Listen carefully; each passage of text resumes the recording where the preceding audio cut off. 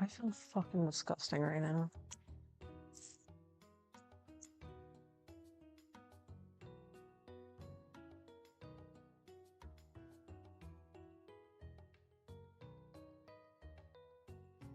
I feel disgusting and don't judge.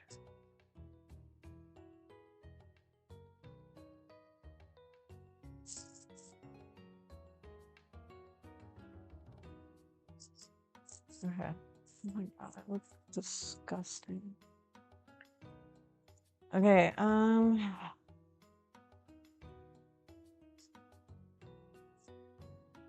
let's just get on with it.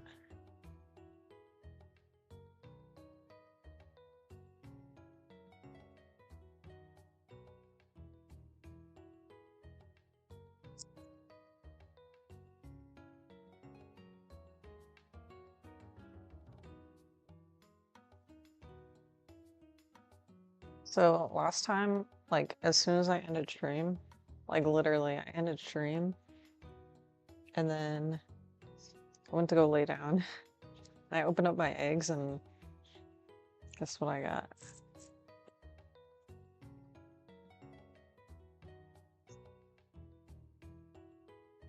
Got my melanistic. It's my first one.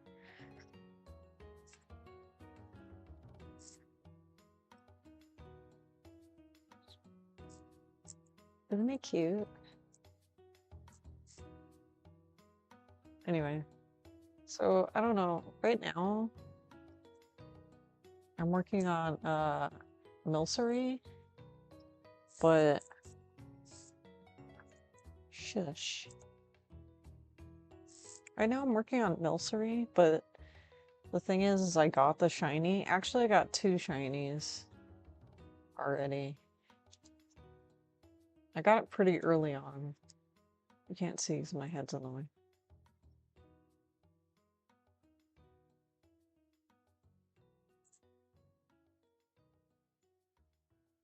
So yeah, I got the shinies. And then I already gave them their... I gave this one the bow. And then I gave this one the strawberry. It was kind of fun, like... Oh my god, I look gross. It was kind of fun, like, seeing how to, like, evolve them, because you, like, put the, strawberry or whatever on them, and then, like, you put them in the dress up, and then you, like, spin them around in a circle. It was pretty cool.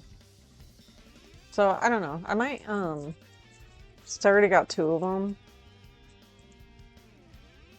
I was thinking, okay, I'm gonna try to get the albino, but I'm like kind of iffy on getting the melanistic version.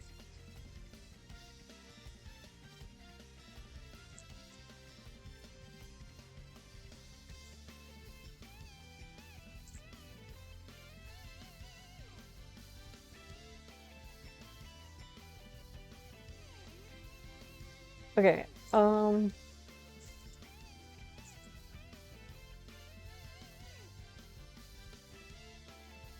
probably just, I don't know. I don't know if I want to go for that one.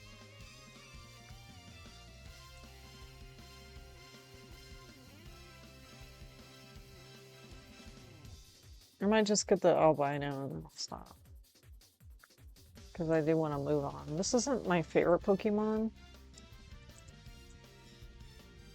I was mostly just curious about it.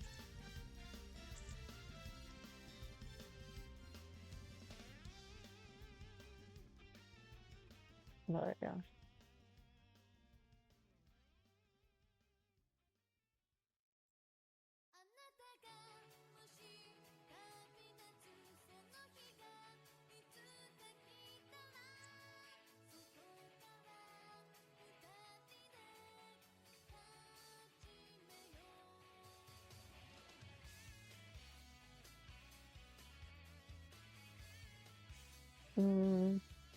Yeah.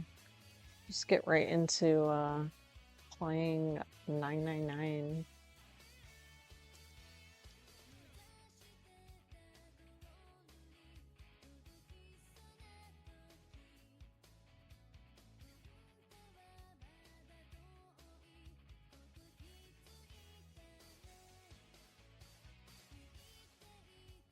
I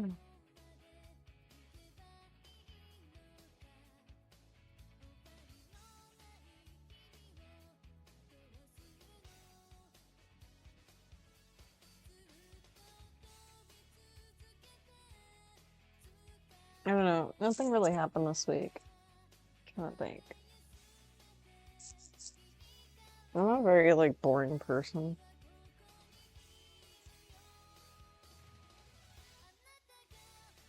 So, yeah, I don't do anything.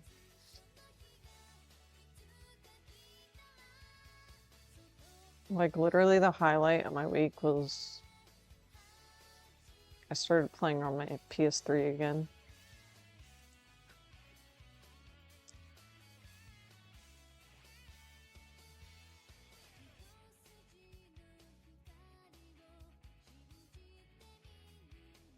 But I have, like, a lot of cool games on there. This one, it's called Tokyo Jungle. It's super fun. It's like a survival game. And you could be like a Pomeranian. But there's another game that I just started, or that I like just found out about. It's called Cubomore on GameCube. It's exactly like that game. I don't know.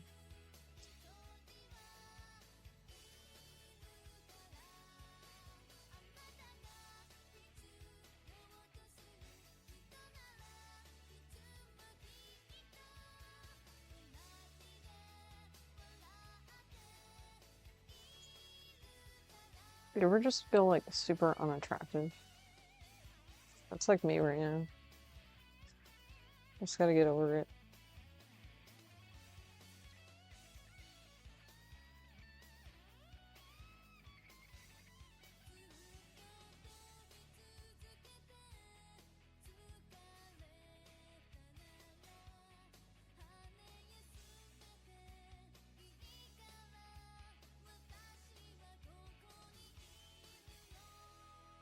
Oh, yeah.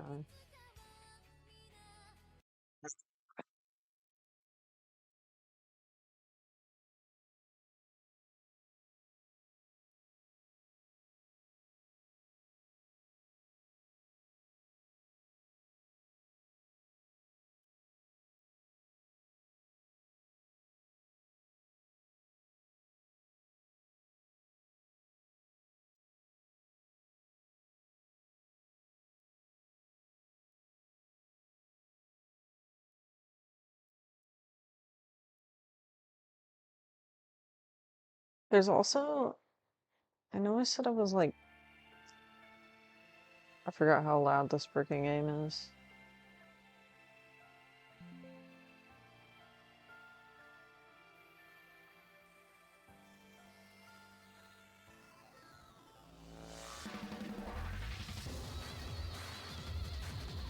Oh, wait, what the hell? Okay.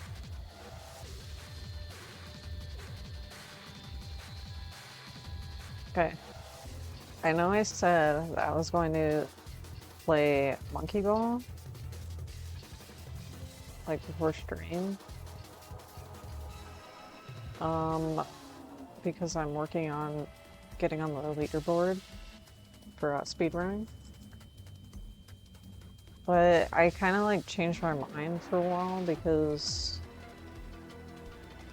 sorry for the Monkey Ball fans.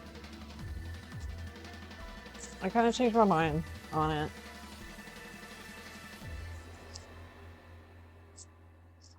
Because, like, until like I actually do the run, well, I'm not sure.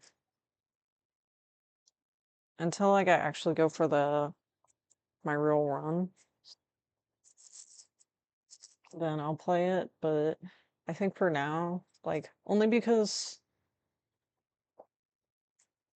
it's gonna take me a while to like keep practicing. Like, it's gonna take me like months and months, probably, to like get it all the way through. The last time I went through the whole game, I actually can beat it, like, and I can beat the guy at the bottom, like, I'm gonna be honest with you, but I want to do like I just want to see like how good I can get, I guess. And the other thing is like, okay, I know I said like the last time like the pause buffering thing was like bullshit, but it really isn't bullshit. Like I watched like the #1 guy doing it, and like I take back everything I said. Like it's super. The pause buffering shit is so. It's like badass. So, I don't know. I mean, I can't do it, but there was like a couple things like I got stuck on, a couple of the levels, and like I don't know. I was watching him do it, and like I'm just like kind of replicating it a little bit. The levels where he's not pause buffering, just the regular ones. So,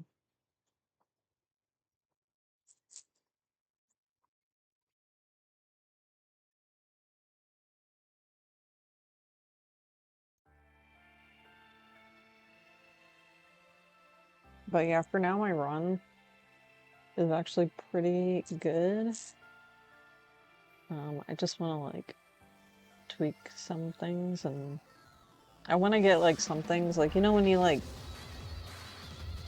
maybe not everyone's like this, but like you want to be like you want to get it right the first time. You don't want to like have like multiple tries. You want to just be able to do it. Yeah, I'm gonna work on that. And yeah, I've been playing it a lot, like a lot, a lot. That's probably why I look disgusting. This is what someone who's been playing Monkey Ball nonstop looks like.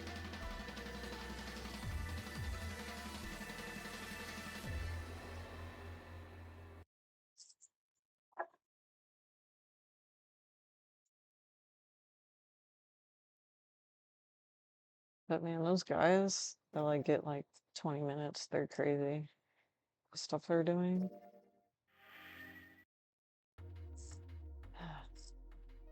It's nuts. Okay, I know I got stuck here, so I had to look it up. I can't remember the last time.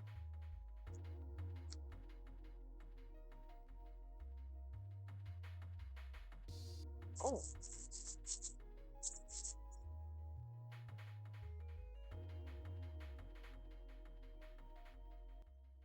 Oh, oops.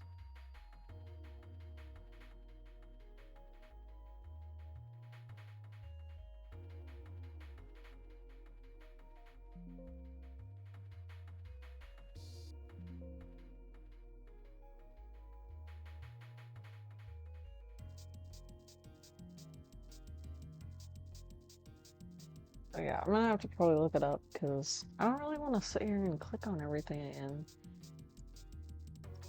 Well, let me go through it again.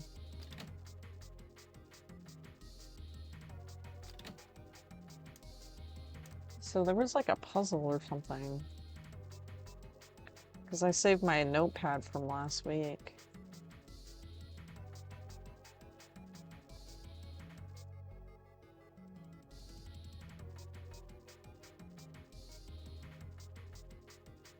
Ugh.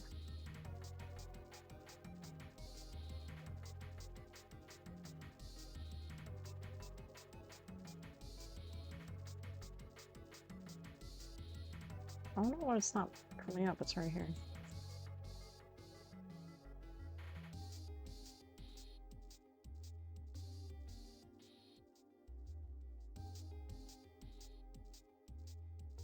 The fuck? Oh, maybe it's up here.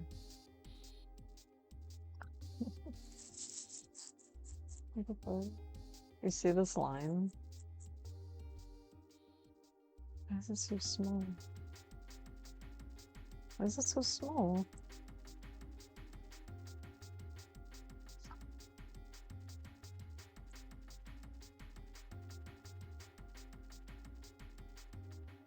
What the fuck? Do you see that? It's notepad. What?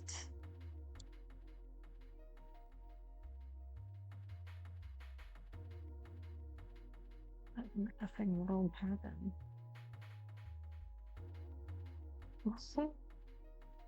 Okay, let me delete it and then I'll add it again.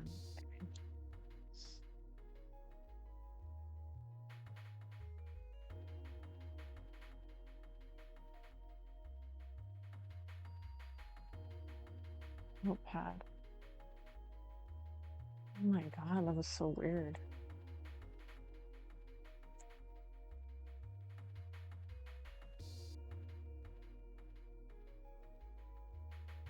It's not funny. It's not funny. Okay, so this, we already did this.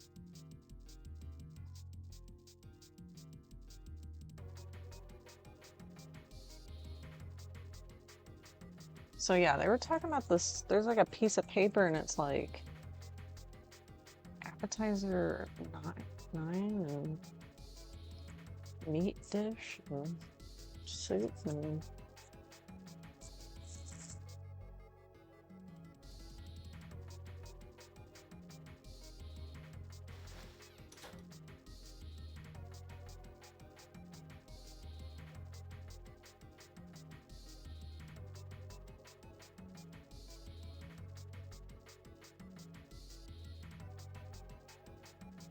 yeah, right here. 15 seafood plates. It says F on the voucher.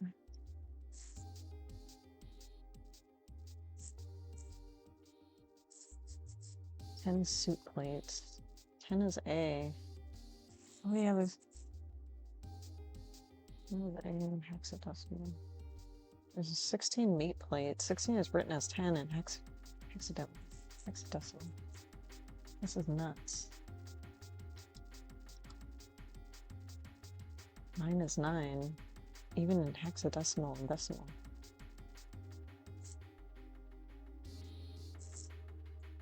Yeah, no?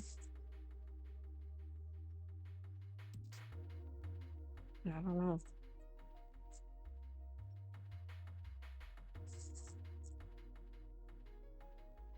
I was trying to enter the code, but it won't let me.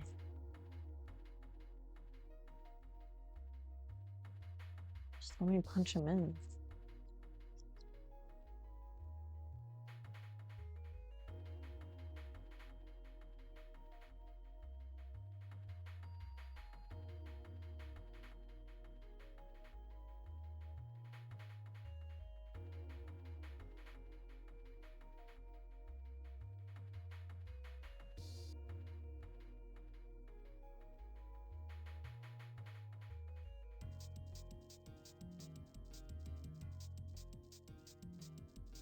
This is 10?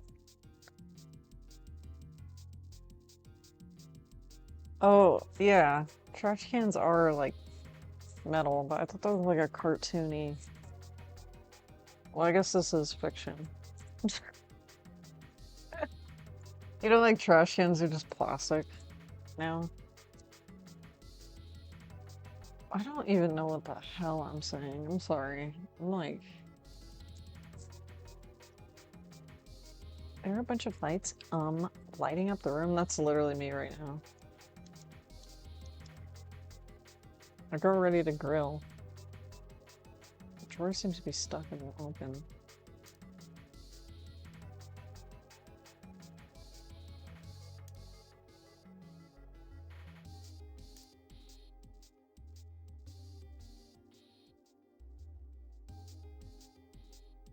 Then, like, you know, I have these items.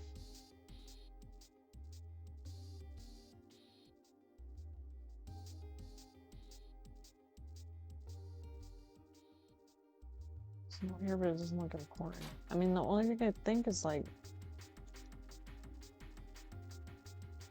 Shit. The cheese?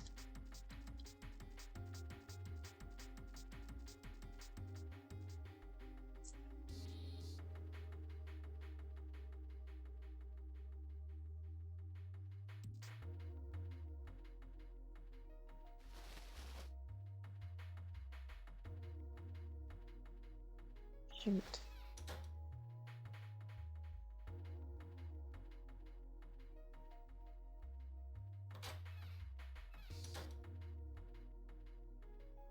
I didn't want to have to do this, but I might have to look it up.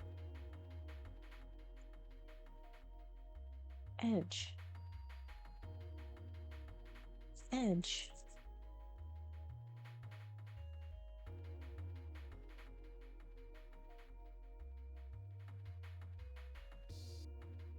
Gotta pull up Microsoft.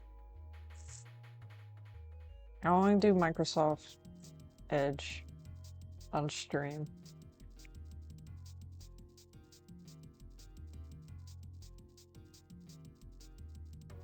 I actually use like every single browser you could think of.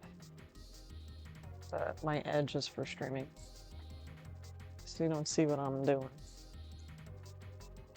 Unless if you're a hacker, then you know everything I'm doing. 999.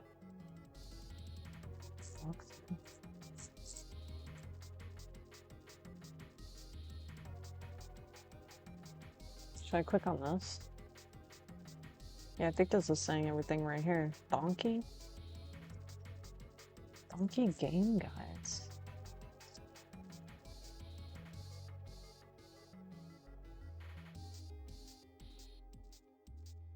What is this? Donkey.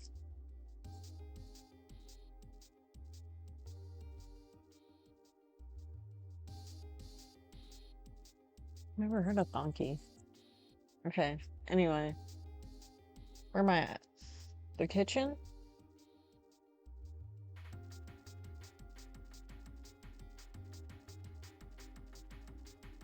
Sharp knife.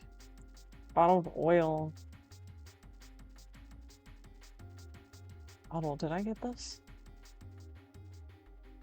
In the cellar of the freezer?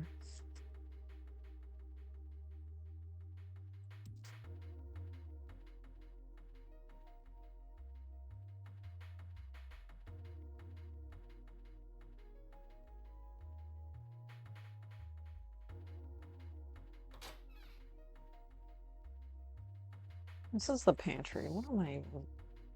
Oh, you can't see what I'm doing. I just looked in the pantry. Okay. The freezer.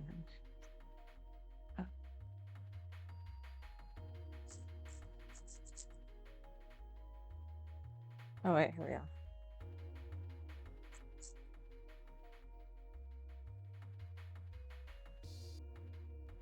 Move the middle cheese and get the bottle of oil. I have that. Use the bottle of oil on the bar. Use the bottle of oil on the bar on the door to the left. Storage room. Bottle of oil on the bar. Okay, I'm gonna exit out. I'm not looking at it anymore. Okay, to the left of the storage room. What?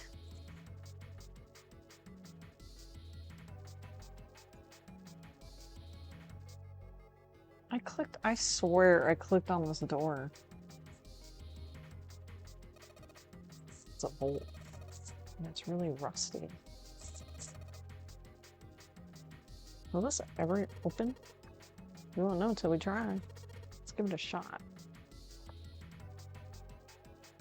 My second monitor that I'm playing the game on, it's like behind my laptop. So I can like barely, I have to look around like that. Damn, no dice. It's probably easier to just play on OBS, like looking at it. A rusted bolt. Store won't open until we could do something about this. A boot. Maybe if we had some kind of lubricant.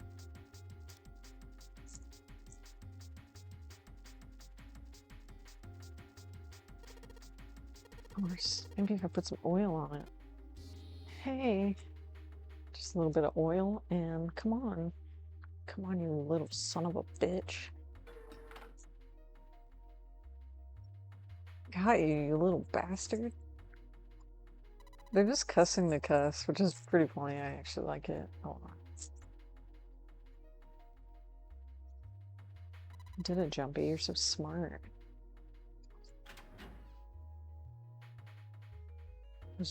Jumpy walked into the room and blasted cold air washed over him. I'm already in a good mood.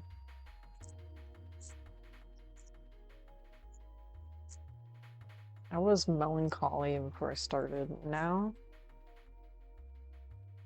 my mood turned upside down. Right side up.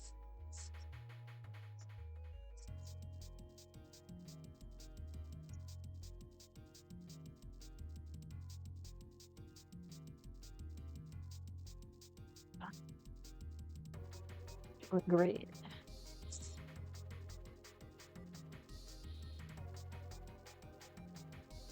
Almost instinctively, he folded his arms tight across his chest. Do we need this right now? I don't think we need that right now. He folded his arms tight across his chest, doing what he could to conserve body heat. What is this place? Are you blind? I'm blind. Seeing his teeth had already begun to chatter. Hardly surprising. The freezer was far too cold for someone dressed as he was. Lotus, however, was in an even worse situation. They don't have to all go in there, right? No way, that's too cold for me. I'm pretty solid in seconds. Sorry, but I'm afraid I'll have to pass on this one. I'm gonna leave the rest to you. And with that, she ran out of the room. When Lotus left, June came in. Wow, it's really cold in here. I suppose the steam hovered in front of their faces as they talked. June had already started to shiver. Hey, you don't need to be in here. You had a fever just a little bit ago. You should stay inside. We got this. No, I'm fine. The fever's gone now. Jumpy had scarcely opened his mouth when the thunderous sound of metal upon metal rang out from behind them. In unison, they spun around to find out the door they had only recently come through. Uh-oh. It was closed. Uh-oh. Jumpy rushed to the door. Desperately, he grabbed a hold of the doorknob. Ow. It was cold beyond cold. Merely touching it was painful. The doorknob had been frozen solid. They quickly deducted that the pipe next to the door had ruptured. Water released by the rupture had hit the door and frozen instantly. Santa should Jumpy aside and pounded against the door. Hey, Lotus. You're out there, right? Open the door.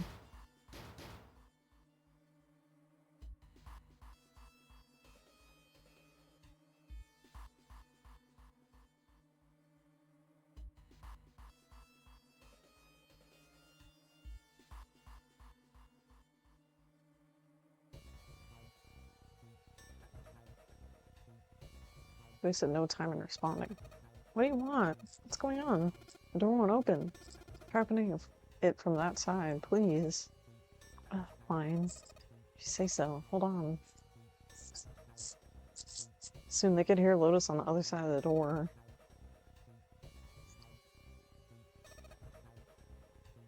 Yeah. When the grunting ceased and they could hear light panting as if from exertion. It's no use. It won't budge. Why don't they just, what did the police officers call it? Why don't they just boot it? It's no use, it won't budge. Got more people in there. You figure it out. Damn.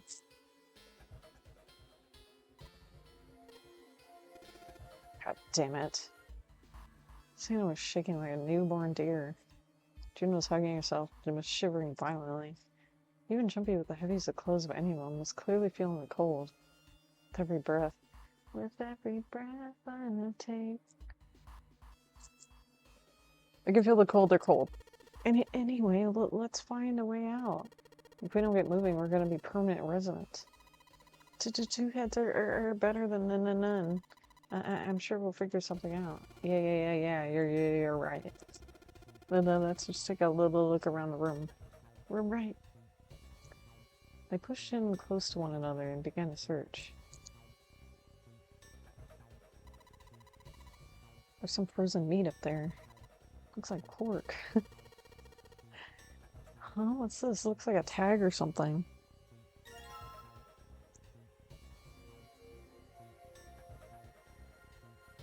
A chunk of pork. Cut it?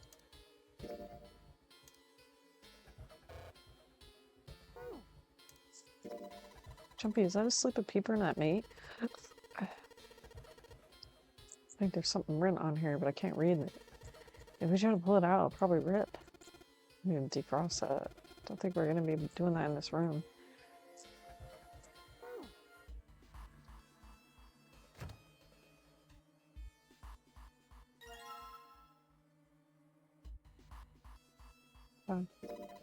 Dry ice. Can you make that stuff cause an explosion if you seal it in something that's airtight?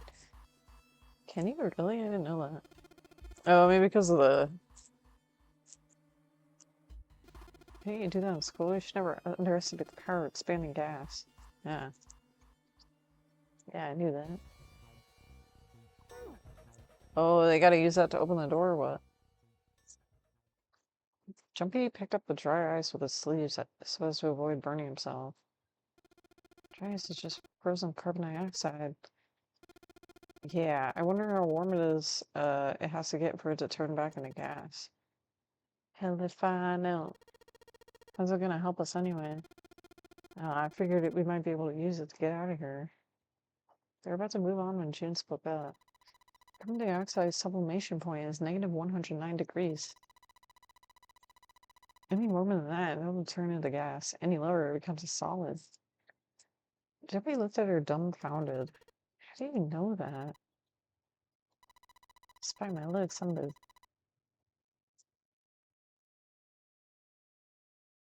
the queen of random knowledge. What? Looks bad to mess up when you're showing off. Oracle more. Oh, see, you're so cold, your mouth's going numb. Okay. Watch white. Watch. Watch it close. Good. You're just doing that on purpose, aren't you? June giggled and did her best to hide a guilt. At least she was still feeling good enough to joke around. Come on, guys, don't you think that's kind of weird? Wonder why it doesn't turn into a liquid first. Santa was now shivering at an astounding rate, but his curiosity seemed unaffected. Jimmy, however, was not in the mood to discuss science.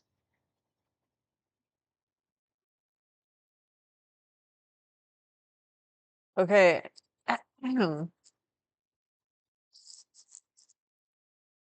It is odd. Why does dry ice, why does it go from a solid to a gas? Isn't that, like, just crazy?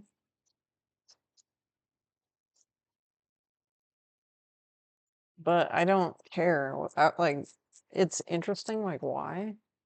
But I would want to get out of prison. His patience was wearing thin. How the hell would I know? And how the hell is that going to help us get out of here? We don't have time for this crap. Actually, did we stop mid-sentence, surprised by June's interjection? Under enough pressure, carbon dioxide will turn into liquid. Okay, she's explaining it now. I was wondering the same thing. Wondering what? Wondering why carbon dioxide doesn't turn into a liquid unless it's under pressure. Water's a liquid between 32 degrees and 212 degrees. So why isn't that the case for carbon dioxide? H2 and CO2 are pretty similar. No, they're not. They're totally different substances. Well, guys, we keep this up, we're gonna freeze to death. You good with that? You wanna die talking about sublimation and gases? Because I sure as hell don't. Because I don't. We fixed both of them with a spare. Now let's get back to work. Assuming you don't want to end up like a pair of ice sculptures. Should we turn around and the problem dealt with? Or so we thought. It's the kind of ice that doesn't turn to liquid when it goes above 32 degrees. I heard about it. Its melting point is 96 degrees. Melting point is 96 degrees. I mean, there's water that freezes at 96 degrees. Fahrenheit or I don't know, that doesn't matter. It's still like a lot, right? Regardless of what measure you're using. You can also look at it as a ice that won't melt until it's 96 degrees. Why did I freeze it at 96 degrees? Ice that won't melt until it's 96.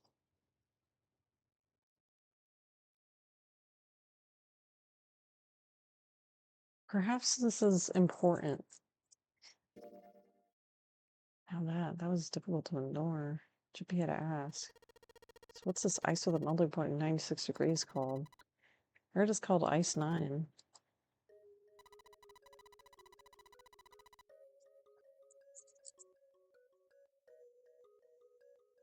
They always go on these like tangents.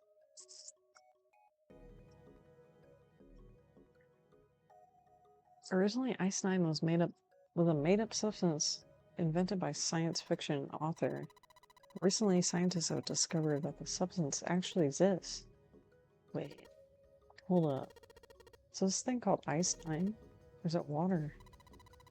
Like I said, if ice is over 96 degrees, it'll be liquid. If it's under that, it'll solidify. So you could think of it as a polymorph of HO2. Here, think of it like diamonds and graphite. They're both made of carbon, right? But depending on the structure of crystallization, the hardness and structure are completely different. So you're saying that normal water and this Ice 9 are just like that? Yeah. She wasn't finished. Have you heard the story about crystallization of glycerin?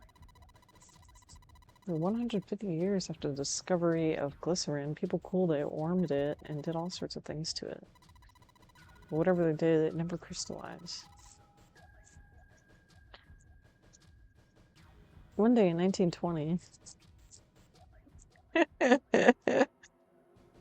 Oh my god.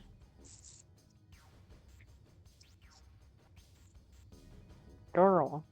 Some glycerin that was en route to England by ship was discovered to have crystallized during the trip.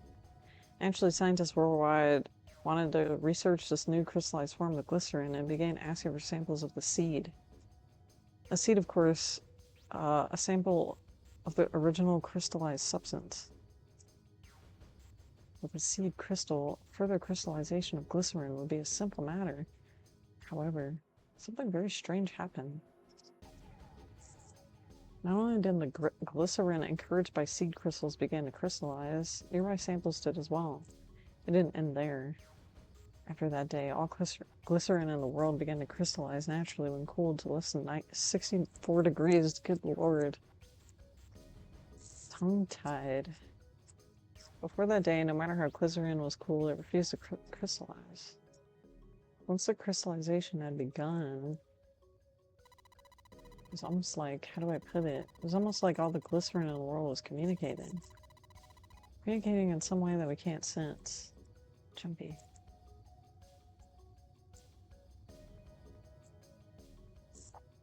Yeah, that's very interesting. It was, in fact, a pretty interesting story. Wow. It's pretty interesting, but, what does it have to do with Ice 9? Too surprised it was Santa, not June, who answered. What she's saying is, it's a lot like Ice 9. What happened, I mean? Water everywhere started freezing at 96 degrees. And be the end of the world. Chippy felt that Santa might not be treating her idea of the end of the world with proper concern. At any rate, we're not going to have to worry about the end of the world unless we can get out of here pretty damn quick. Yes, indeed. Chippy shivered. Alright, guys, I think that's enough of that. I didn't think we'd quite get this far off topic. I mean, I know I'm kind of at fault here, but we can't be screwing around anymore. Seriously. I might go by the name Santa right now, but I didn't grow up in Iceland. Freaking hate the cold. So let's get cracking, alright? We gotta find a way out of here. Santa stomped off, clearly doing his best to pretend the cold wasn't affecting him. Selfish, isn't he?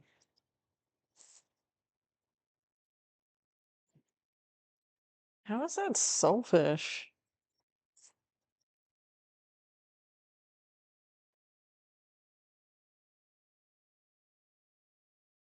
Story of Ice Nine had him interested, but there'd be time to think about that once it got out of the freezer. It's selfish because I want to get the fuck out of this freezer. Are we gonna die? I don't get it. Jumpy looked at June, nodded, and resumed his search of the room. This thing is covering something. It's frozen solid. Can't flip it over. Hey, Jumpy. Didn't you find some dry ice earlier? There's warm water coming out of that pipe. Warm water and dry ice. What do you think would happen if we put that stuff in a sealed container together? Let's do it. Everything's frozen here. Doesn't look like there's anything else interesting.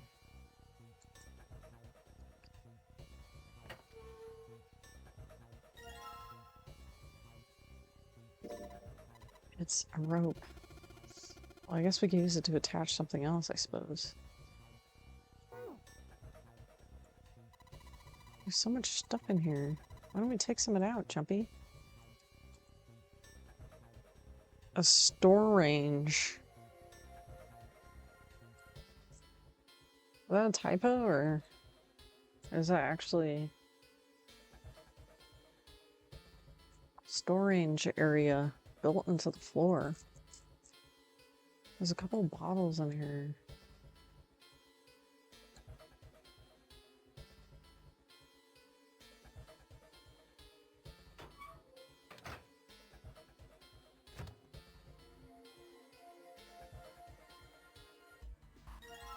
Frozen chicken. Why am I getting all this meat?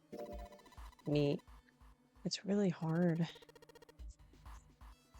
June, can you say that again? Eh? Say it again. It's really hard. It's really hard. What's wrong, Jumpy? Your face is bright red.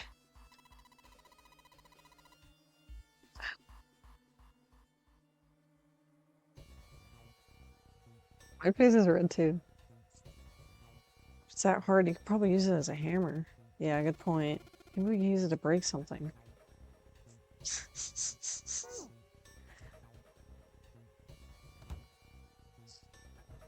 Alright, let me cool off.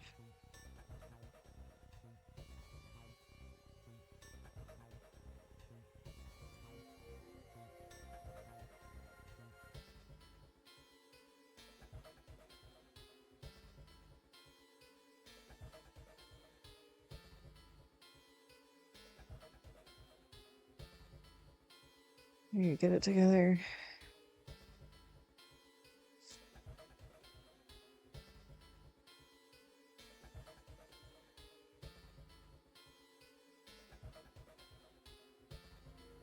Okay,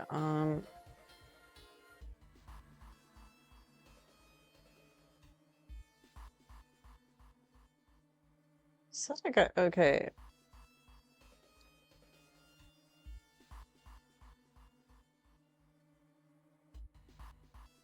Do I even I don't have a container.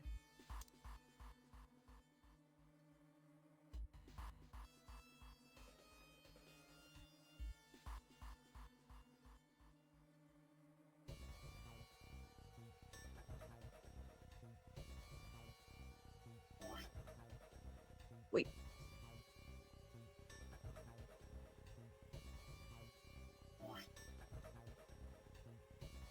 Oh, this is a big, maybe it is a store range. It's like a bigger... That's not a word. That's not a word. Come on. Thin pipe.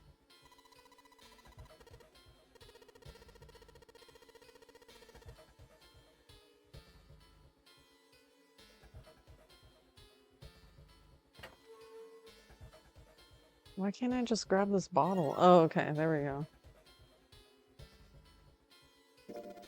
Water bottle.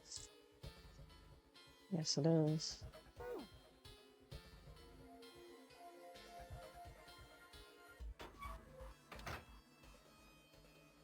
Okay. Combine the dry ice with the water bottle.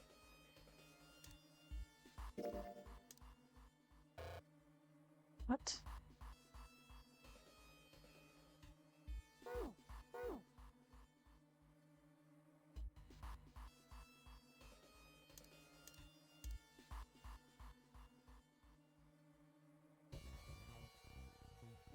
What am I doing?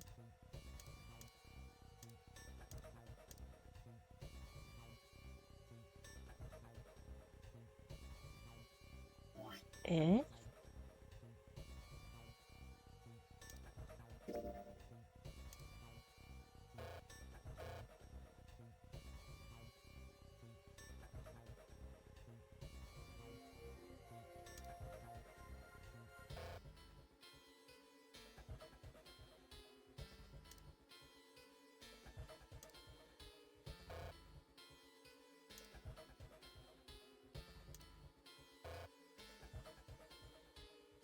Um,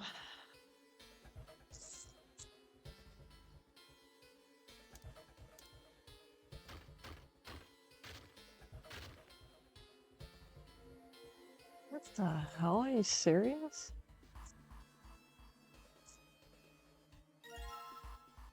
Okay, well, I guess that makes sense, but... Okay. Oh, you crushed up really good.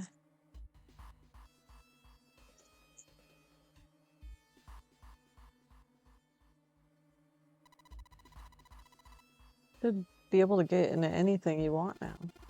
Can you make that stuff cause an explosion? Yeah, I already said that. Yeah.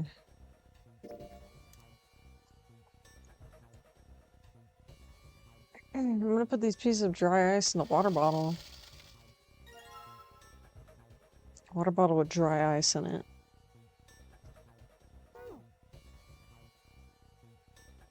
Oh yeah.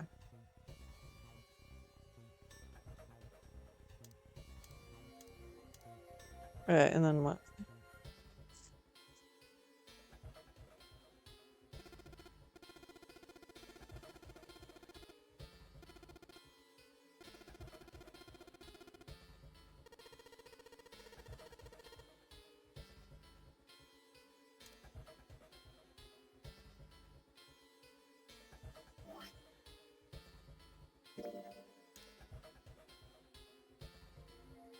Okay. So many, like, steps. I feel like kind of for no reason.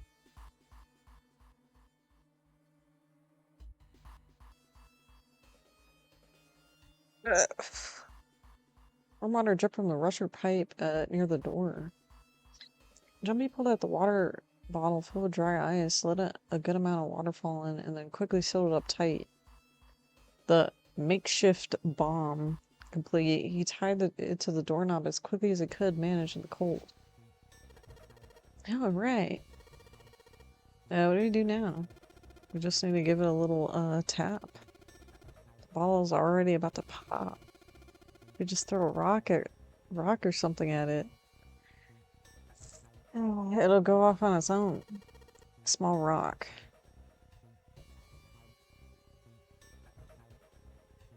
Scattered across it were pieces of dry ice left over from the large chunk he crushed earlier. Alright. He pulled a sleeve down over his hand to keep it from getting burned, and grabbed the chunk of dry ice. It was a pretty good size. About as big as a pool ball. I wonder if it would just be about the right size. Oh my god, I can't talk right now.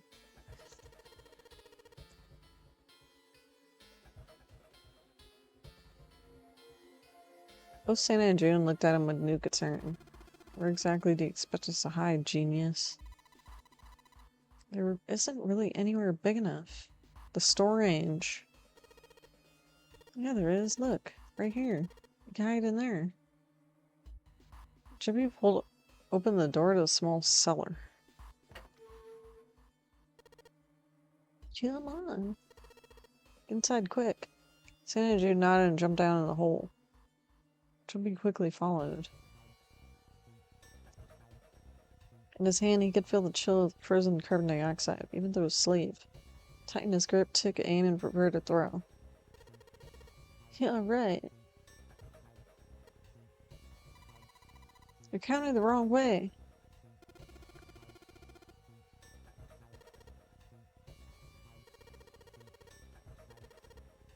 Alright, let's go. Just throw the damn thing. Alright. 3, 2, 1. Jumping through the trunk of ice as hard as he could. The same motion he ducked down in his cellar with Santa in June. Kaboom.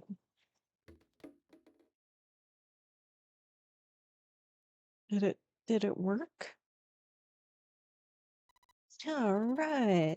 The ice on the door, it's gone. Yeah. The blast shattered it. Alright. Jumpy grabbed the knob on the door and pushed. The door gave way easily and all three of them stumbled out the freezer. Hooray! We're out. June, relieved, collapsed on the floor. Move! Santa shoved past Jumpy and ran straight to the grill, which she immediately grabbed. God damn it! Hot, hot, hot! Fuck! Fuck! He proceeded to kick the grill in a futile but amusing fit of rage. But where was Lotus? She left, y'all. Took Jumpy only a moment to find her. She was sitting on the counter, idly scratching her chest. Welcome back. I was starting to get tired of waiting for you guys.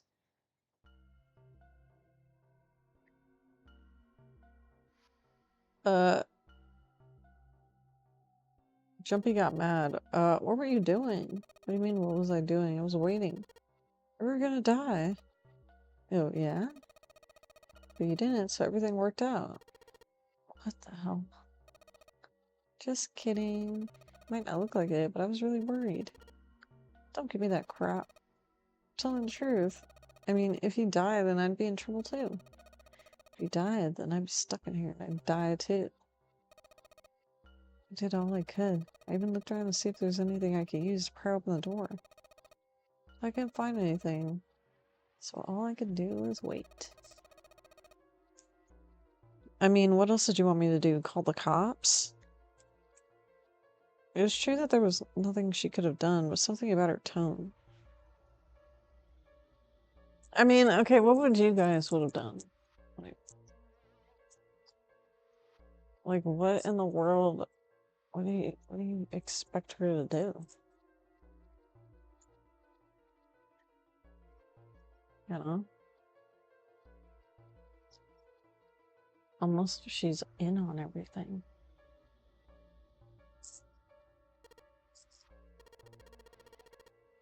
There's one thing I have to ask you. You didn't close the door, did you? What? I think I closed the door on you? How would I do something like that? Close on his own. I told you, if you die, I die too. She was right, and Jumpy knew it. Without them, she'd be in very serious trouble. It seemed that an accident was the only explanation for the door's closure. If Lotus had really wanted to kill them, all she could have done was bar the door from the outside. And she hadn't. Well, she hadn't done anything. The most she was guilty of was laziness or negligence. You know, oh my god, my hair looks like a freaking mess. You know, she said I tried everything I could, and that's just not enough for him. Like, he like expected her. He expected her to like wave a magic wand and open the door when it was literally frozen shut.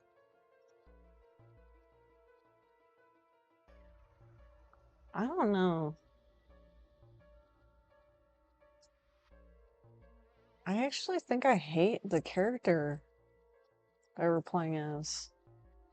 Gosh, I hate it when that happens. And like all the other characters are cool except your character. Ew. Ew. Chubby swallowed his anger and did his best to apologize. Well, I'm sorry I doubted you. Oh, yeah, well, that's right. As long as you understand. I'll just look away and swirl her hair between her fingertips. His vengeance against the girl complete. Santa staggered back towards Jumpy and Lotus. That's kind of how I feel with Ethan from Resident Evil 7. It's like, God, I hate this fucking character. But you're playing as him.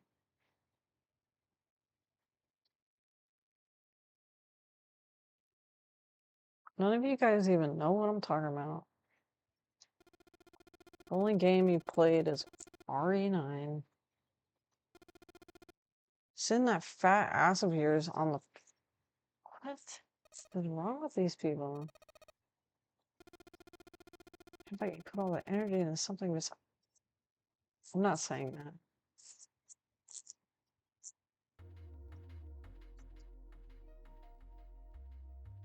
I kind of just feel like she's not really in the wrong. Like, what was she supposed to do if it was frozen?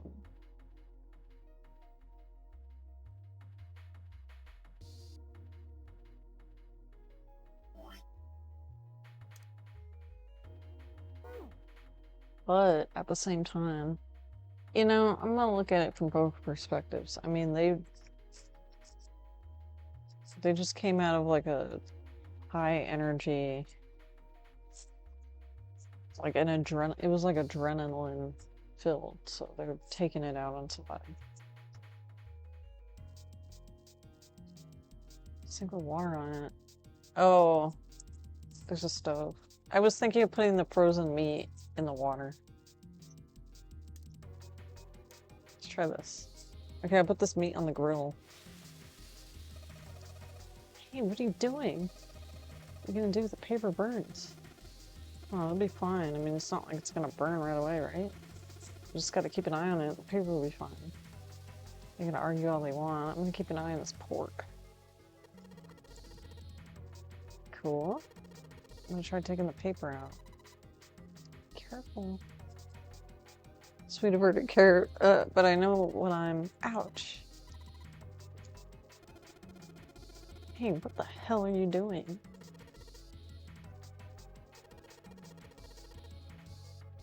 It's frozen stiff, I can't get it out. So we're gonna have to cut the meat. Yeah, it looks that way.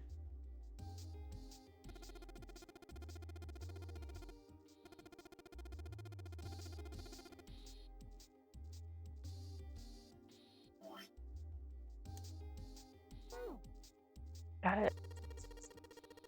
Now that I've sharpened the knife. Yes, I cut the pork. Awesome, Jumpy. Now we can cut out the paper. What the hell is this?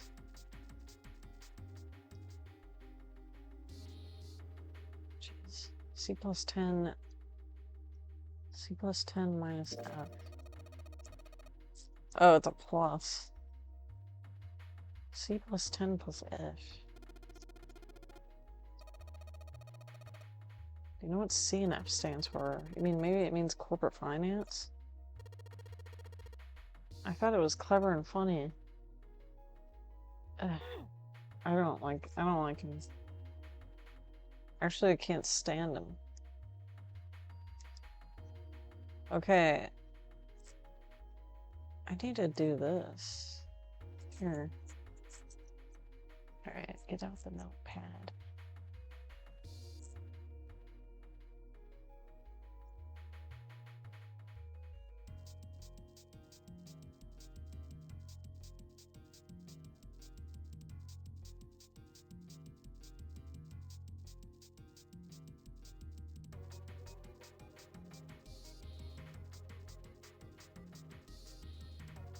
I don't know, the way the notepad acts on OBS is just, I don't know, it's not acting right. C plus 10 plus F, right?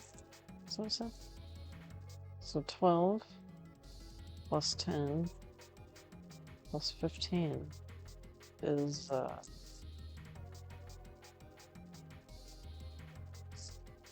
737.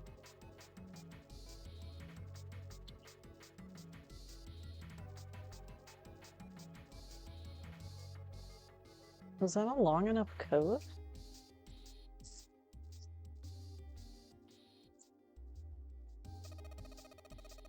Probably what you're supposed to do to enter the password. Maybe if we put in the right number, it'll open the open door. Open door. Maybe the note you found earlier. Yeah, I know. You know how to enter those numbers? I think E is for enter and C is for clearing. It's basically when I'm ready to submit my answer, I press E. So if I screw up, just press C.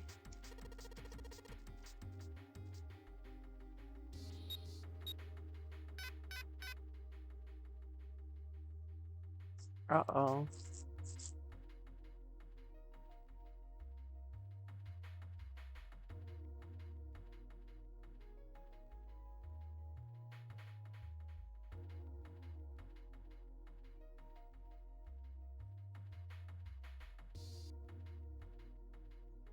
Nothing's ever that easy.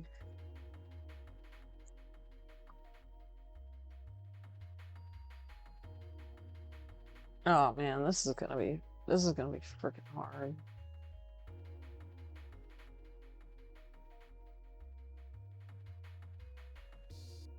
Shit. It's not 37. What is it? Appetizer 9, meat dish 10. Does it have to do anything? Because that's referring to the plates, right? So there's 9 appetizers, 10 meat dish.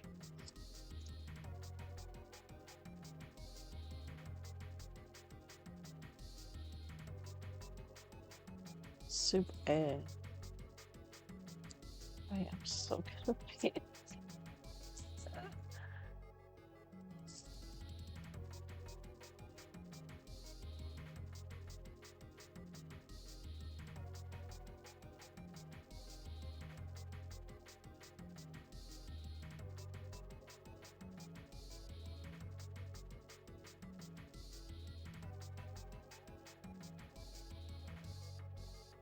Appetizer 9, meat dish 10.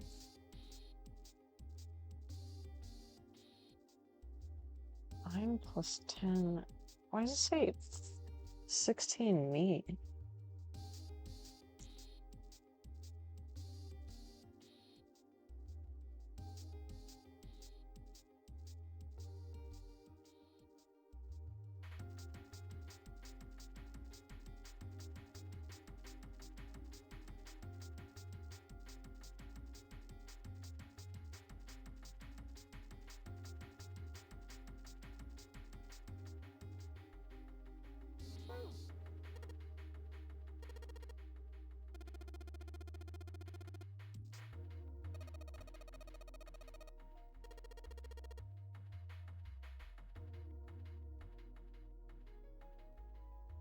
Twelve, 10, 15. Let me try that.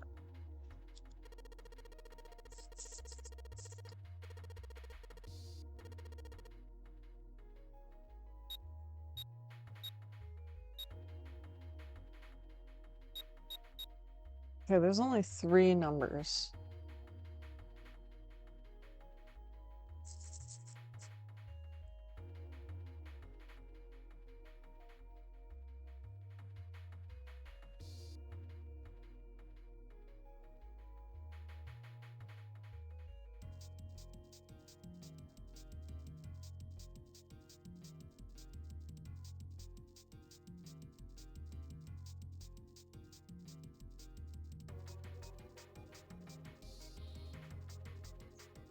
Oh, I don't know.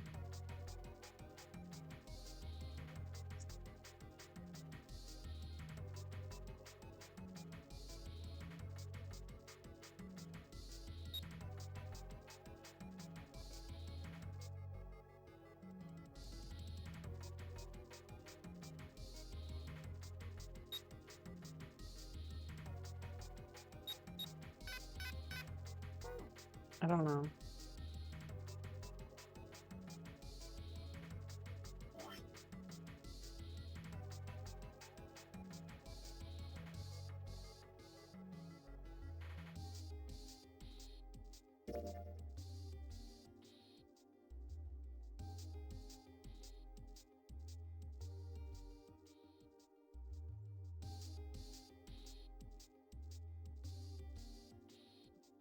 What the hell?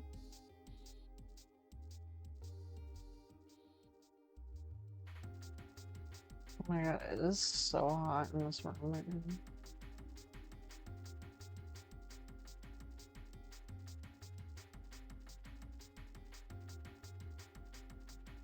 I'll tell you what, Bobby.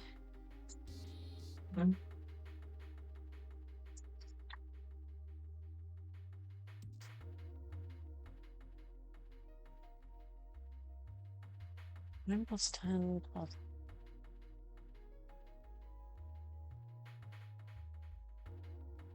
You know how you add the numbers together? So it's like. Remember? They were like, that's how you get the. What was the number? An honorary number? Is that what they called it?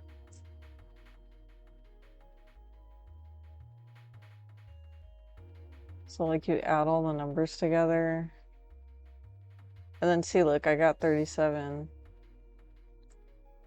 But it's a 2-digit number, and then you add them together. That's 10.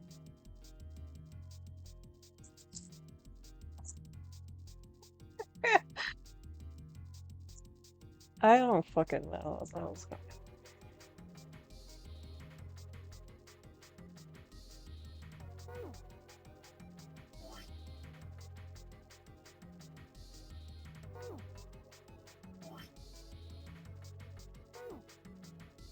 I don't have a fucking calculator.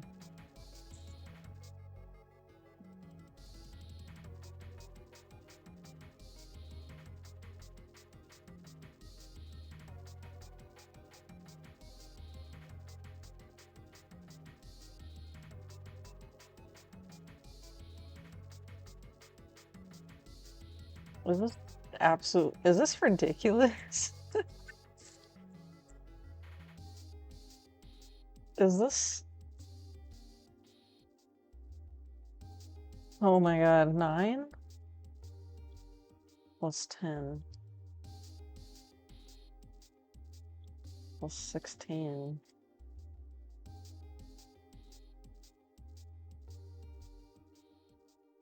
plus 15.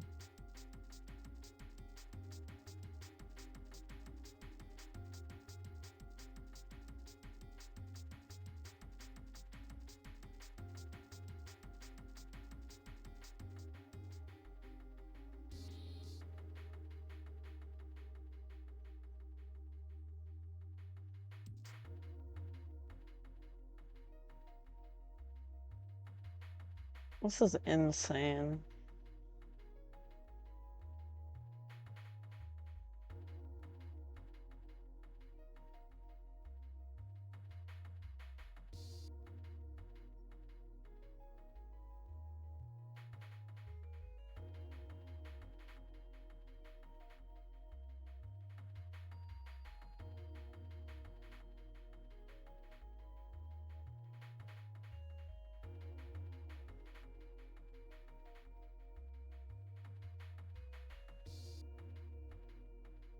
That's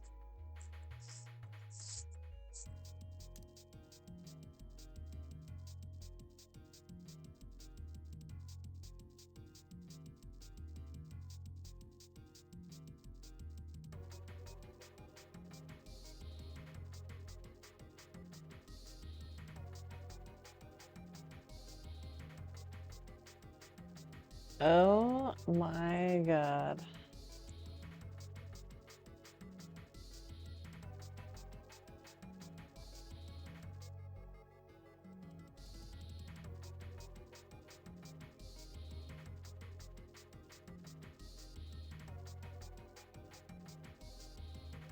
Line appetizer.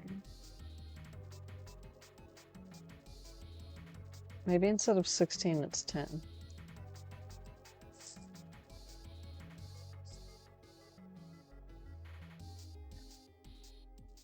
Plus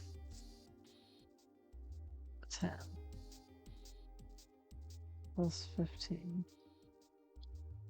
44. Boom.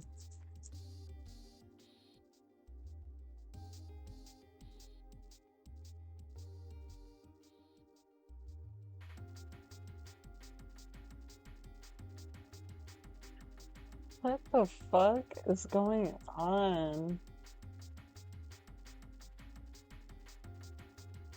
Let me take a crack at it again.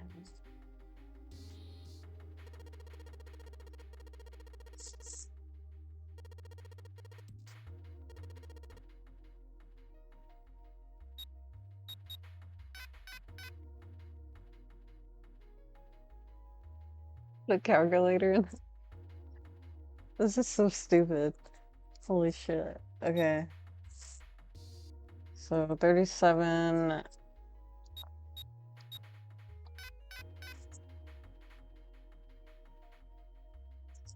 Okay, I'm thinking like one of them is maybe the non-nonary number, so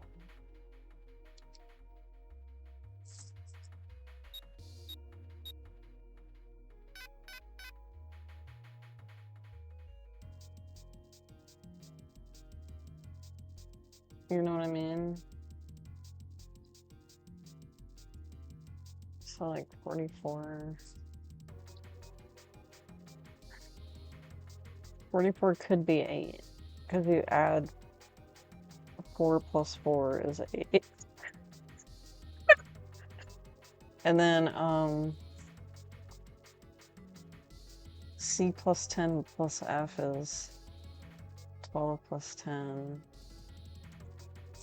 is 15, which is 37.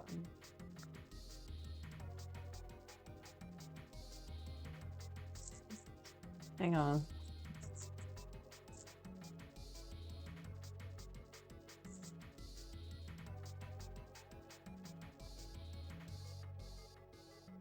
I might just play monkey ball. I'm not even gonna. No, I could do this. So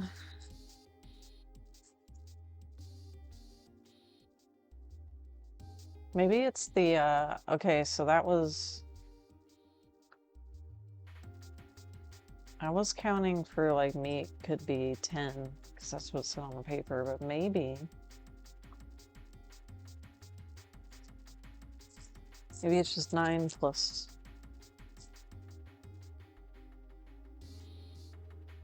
Maybe it's 9 plus 16 plus 10 plus 15, which is that's 50. 16 plus.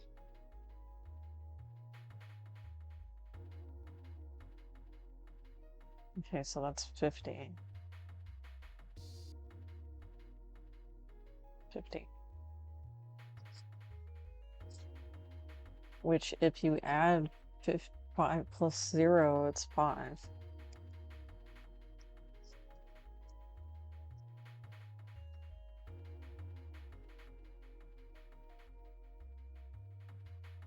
So maybe it's. We'll just try it. 375.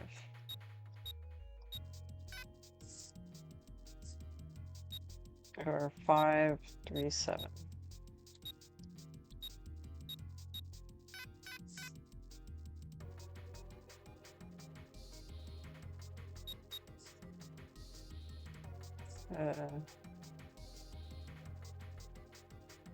Okay, 837.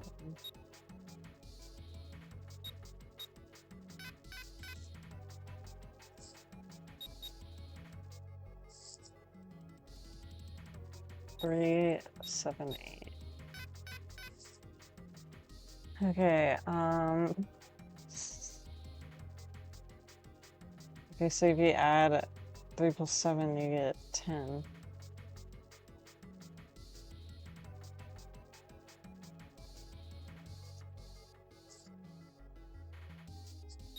So maybe it's 105.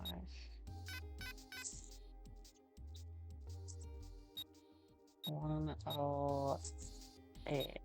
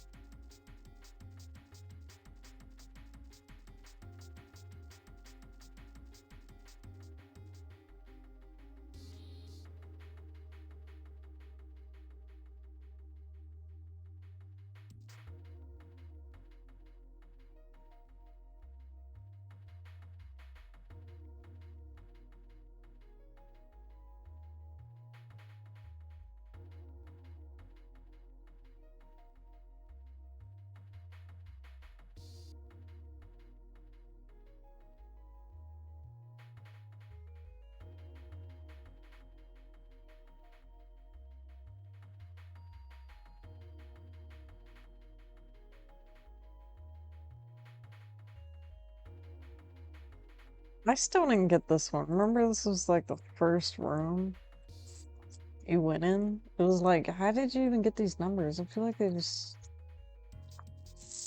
made some shit up.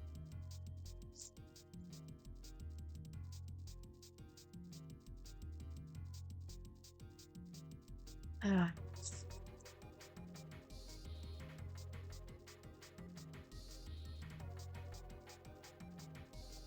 What is this?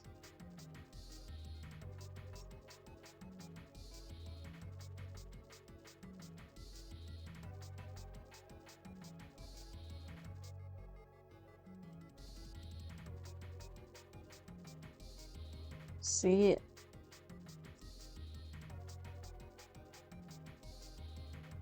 CAF.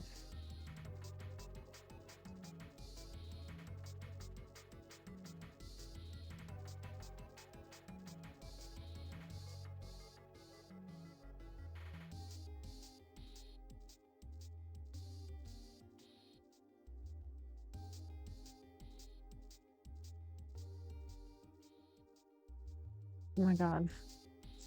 I just cracked the code. Well, I don't even remember where this was written down. Appetizer 9, meat dish 10, soup A. Maybe that's what it is, so like C would be I don't know. CAF. Wait, you know what I'm trying to say? So like the note on the meat 10 equals A.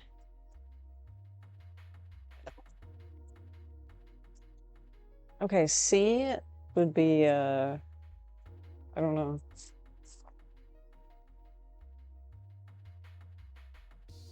But A is soup.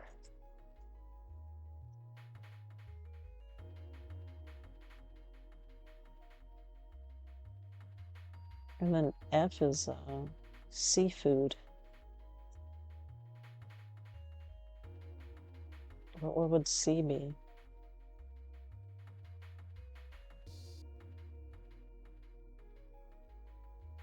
Okay, so hang on.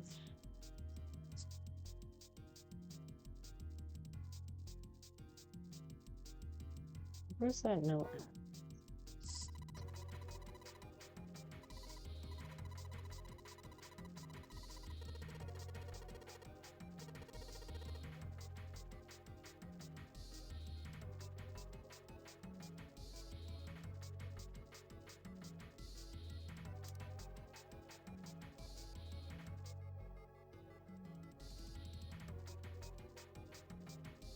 Nine place for appetizers.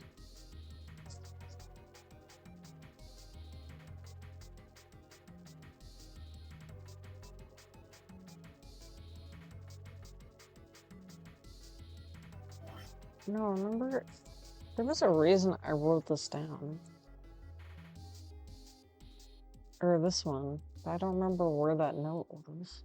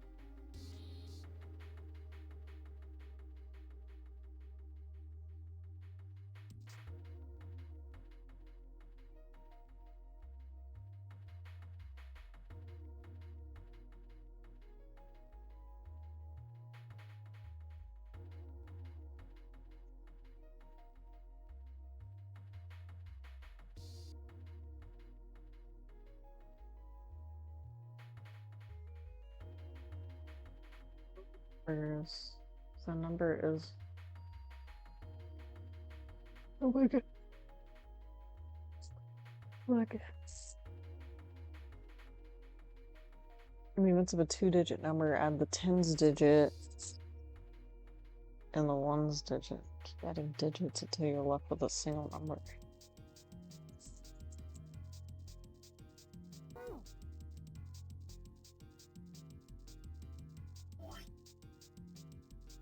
Wait, okay. Why did that...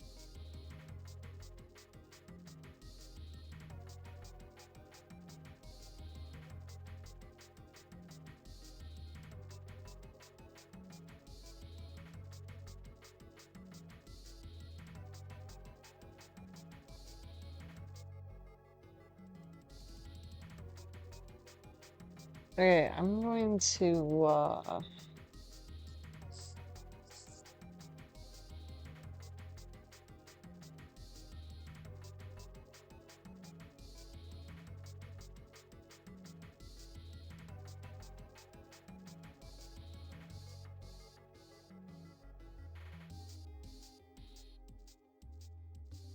no. No, what did I do?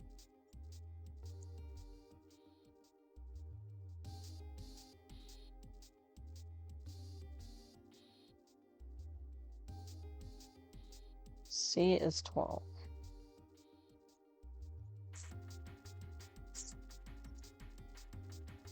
And then how many soup dishes are there? There's 10 soup dishes. Seafood dishes. There's 15.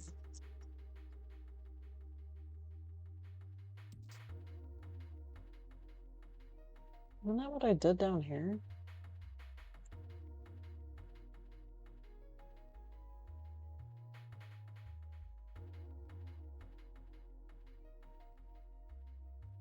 Oh, what it? 371?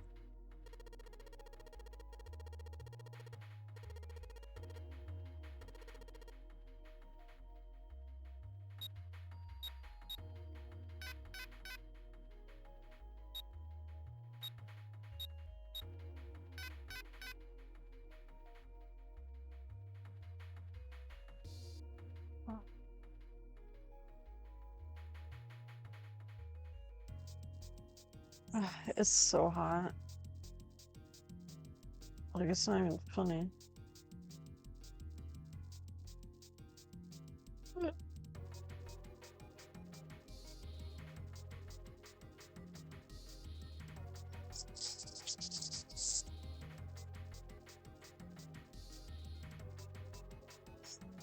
Why are they telling me 16? Like, why are they even bringing that up?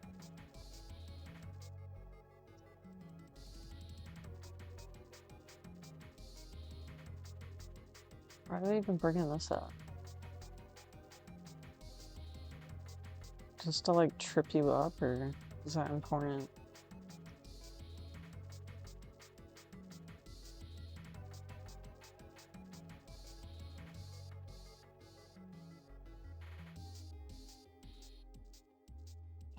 No, I don't know.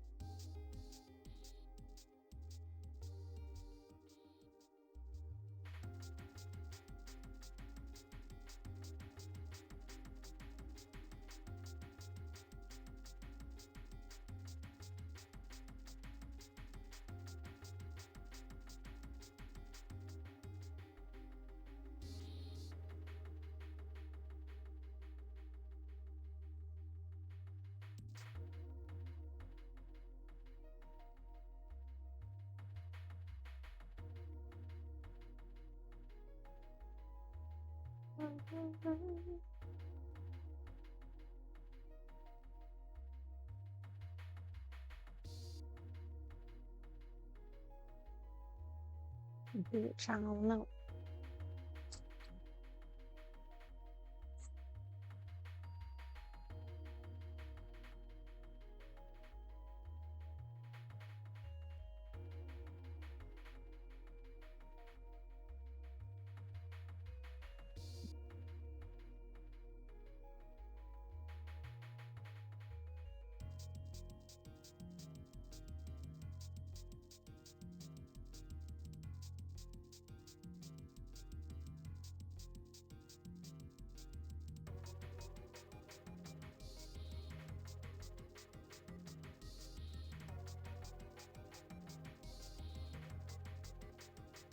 No, I'm just like staring at it and like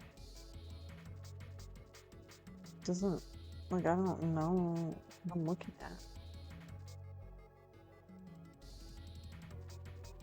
Like the first puzzle they had you do, like I didn't even understand it.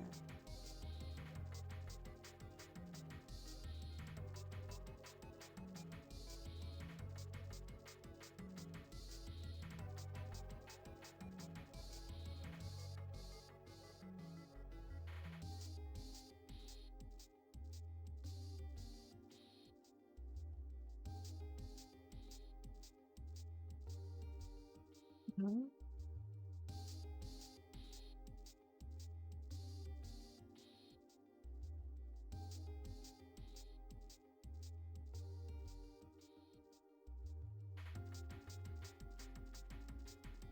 Mm, mm, mm, mm, mm, mm, mm.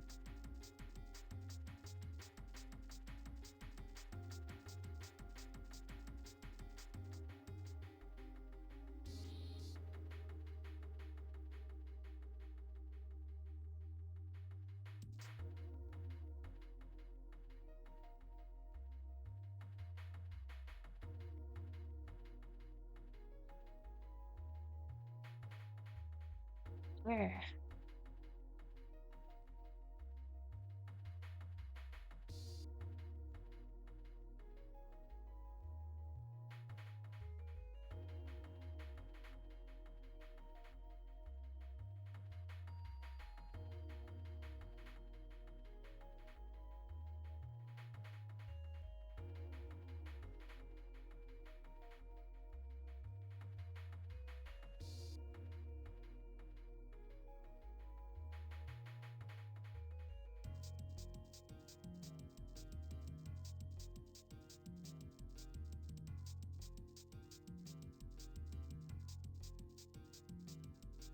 I need donkey.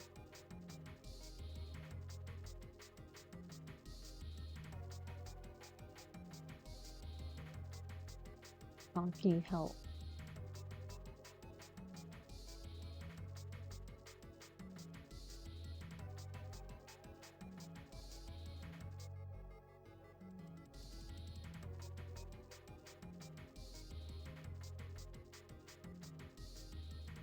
Look at this. Look at what donkey said.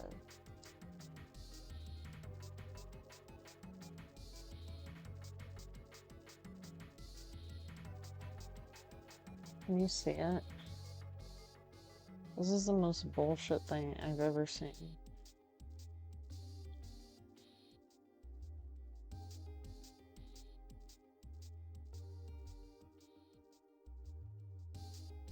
The numbers that you got are hexadecimal, but the numbers you're supposed to get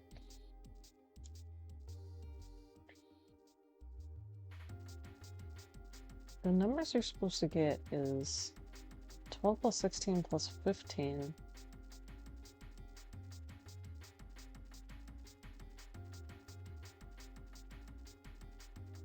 But where did they get 16 from? Like, what?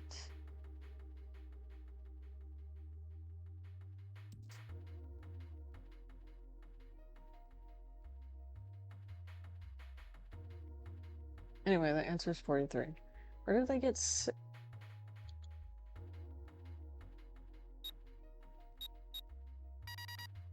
Where did they get that from?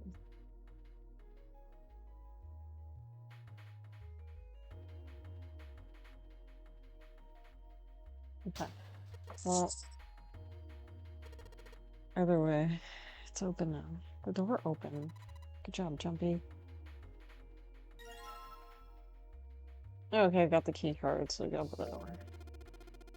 Looks like a lowercase h, but the line next to it is throwing me off. It's a silver Saturn. Remember there was an elevator next to the main staircase. Wasn't there a mark like this on the card? Reader. Okay.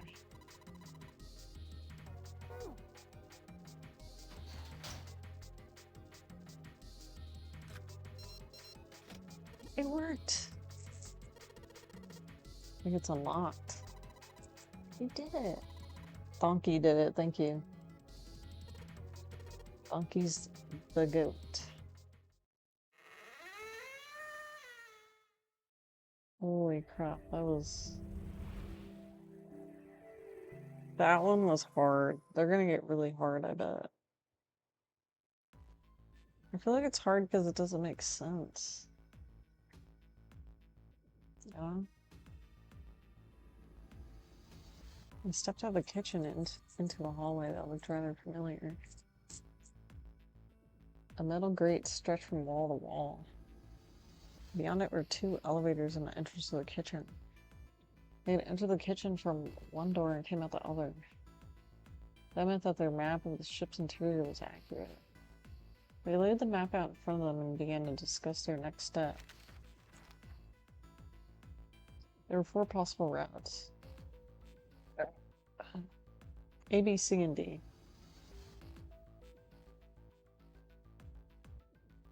First, A and B. A and B both seemed to connect to an L-shaped room. However, the doors that lead to the room were both locked and could not be opened. Next was Route C. This goes all the way to the main staircase. That means it's door 5, one of the numbered doors. And do you think we can meet up with the other 4 after this hallway? No, I don't think we will. Why not? Look. There by the stairs. See how the gate is open? When we went into the kitchen, it was closed. But it's open now. What do you think that means?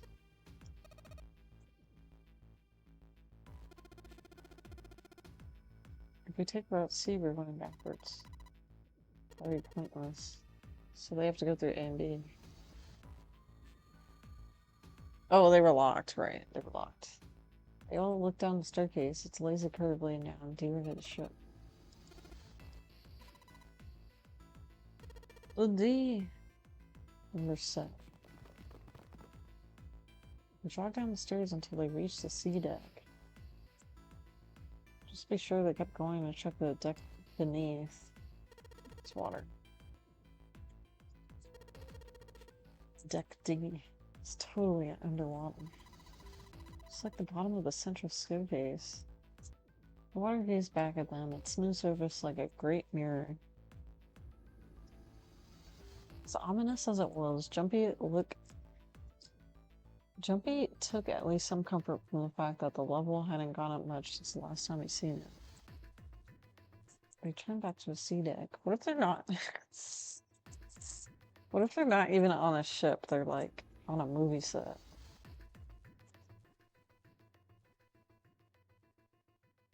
It didn't take them long to find 2 elevators in front of the stairs. They look identical to the elevators on the top floor, with one exception. The elevators had car view on the wall between them. On the quadrator was a strange mark. Notice the symbol. It seems the woman's symbol with a thorn on it. That seems like, ooh. What's that taking hold of Jumpy's hair? She began to shake him violently, and he thought he heard a low growl coming from her throat. Such violence. Jumpy began to wonder if she was not the devil itself. With an uncomfortable smile, Jin spoke up. This is Mercury symbol.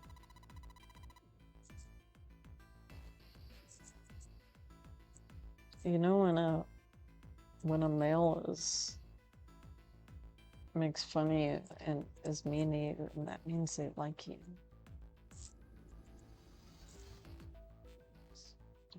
He's totally crushing on her. Herpes. Can't get this thing to work. These elevators aren't going anywhere. Otherwise, we need a key card with the Mercury symbol.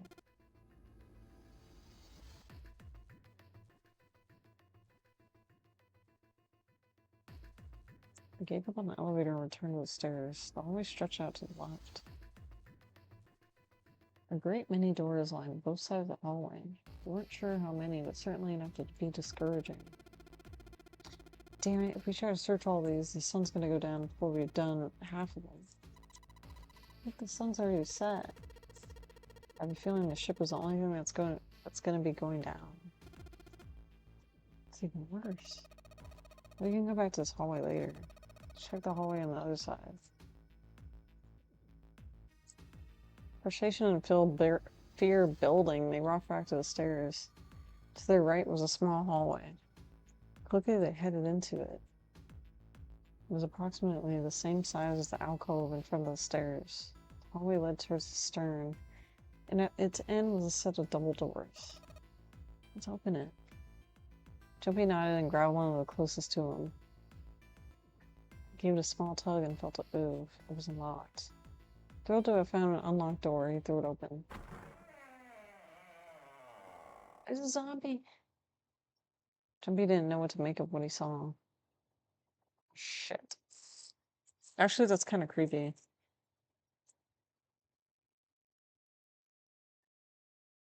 Simply stood, unable to speak. The other simply stared open-mouthed. After a few long moments, Santa managed to speak. What the hell is this? Massive room stretched out in front of them, more a cavern than a room. Its vastness was oppressive, and it bore down on the four companions. It was not empty, however. The entire room was filled with lines upon lines of beds. There were simple things, little more than pipe and thin mattresses. Is this a hospital? Can at last be able to put a name to the harsh scent that pervaded the room. The room swam with harsh, biting smell of antiseptic. In the center of the room were shelves stacked with medicine and a number of medical devices, the function of which Jumpy didn't know. More importantly, however, on the back wall of the room were 4 doors. 3 of them were emblazoned with large single-digit numbers made with thick red paint. The door on the left was labeled 3. 7. Second door had no number, but the third was 7, and then that one was 8. There could be no doubt they were numbered doors. It was strange that there was a blank door, and he wondered what could it mean. Let's take a look at the doors. Jimmy headed towards the door, weaving his way between the beds. He started with door 3 on the left and moved to the right until he reached door 8.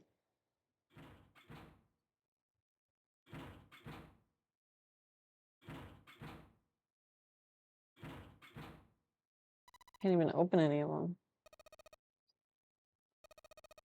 It was that easy to open the doors. Like, what would be the point of the nonary game? You have to activate the red or the number doors won't. Wait a minute. Look, the display on the red. There's nothing on it. Do you remember the red at the central staircase? If no one was inside, it said vacant. What does that mean? Oh yeah, you're right. But this one. There's nothing on it. I wonder if it's broken. Only way to find out.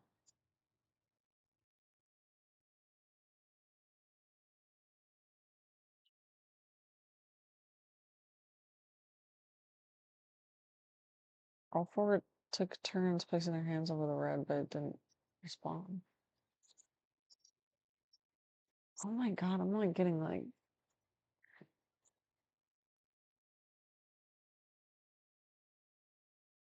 I think like the game's like making me like freak out a little.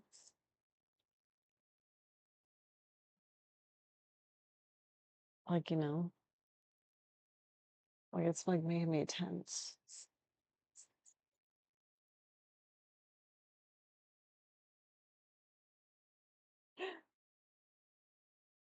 Um, all the doors are not responding.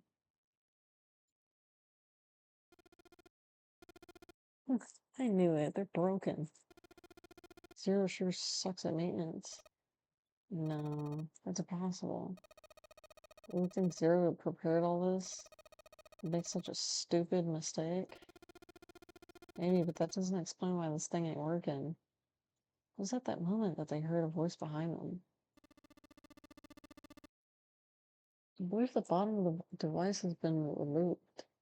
They spin around to see. Oh, okay. Snake! It was more than a snake. Ace, Clover, and Seven quickly filed into the room. Hey, they're alive. Although they were glad to see one another, it wasn't terribly surprising that they had. If it had been the other party to open the gate from the kitchen, it wasn't unreasonable that they bump into one another. The rest of Snake's team, however, did look rather surprised. How'd you guys... have you been up here? After a moment of silence and surprise, everyone suddenly began to talk, desperate to exchange information. They talked about the rooms and all that stuff, but they were happy to see one another. Although the level of cheer varied greatly from person to person, each one of them was wearing some manner of a smile.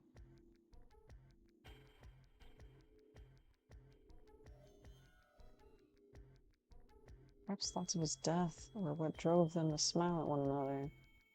Not in a morbid or hateful way. No, the ninth man had died, but they were still alive, and that was something to be happy about. Sort of simple, uncomplicated joy. Maybe that's what he's feeling. That doesn't mean everyone else is feeling like that. Still alive, he felt sorry for the ninth man, but more than anything, Jumpy was happy to be alive.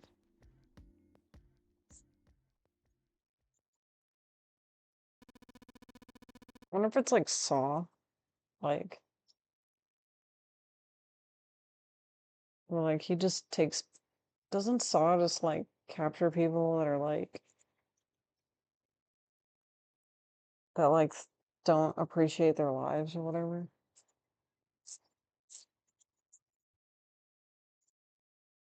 Ace felt silent. There you have it, or half of the story. For a moment, Jumpy was silent, and then he spoke. Okay, let me see if I've got all this straight. When you guys got here, the basis for the Reds were already gone. And you looked over this room, but you couldn't find anything. So you figured, oh my god, but there might be something in the hallway with all the doors. So you went and had a look. Why are you looking around? You heard voices. Yeah. So you called the voices and came back here. Indeed. That's how we found you.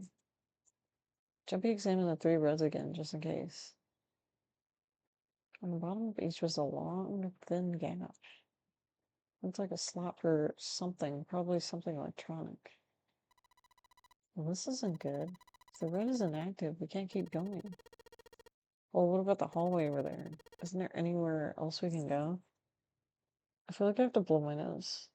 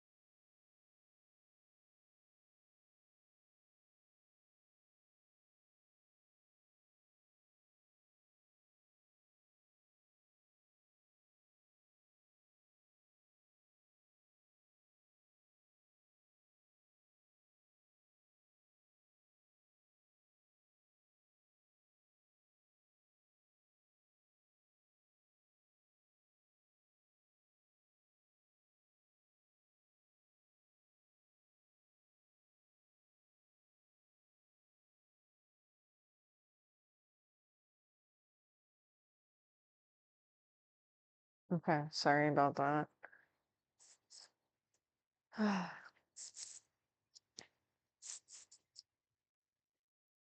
Nobody knows. No, there isn't.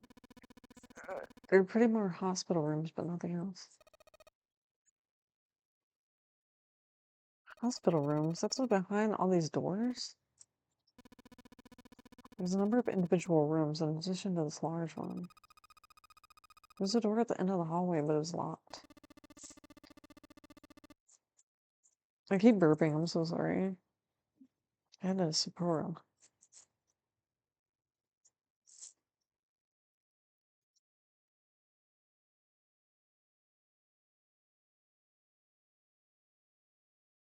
Mm.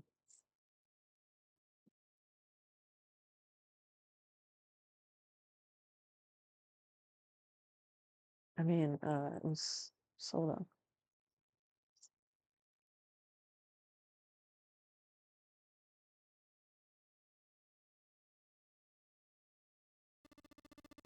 I was able to get a good feel of it. I believe it was a symbol of Jupiter. These goddamn things are everywhere. I wonder what they all mean. For a moment, everyone was silent, deep in thought. We're asking what things mean. What's to do with this room? I thought this was a cruise ship, but I can't imagine a cruise ship would have a hospital like this. Of all the people, 7 who answered, well, I figured it's probably a hospital ship. Chances are it's the gigantic.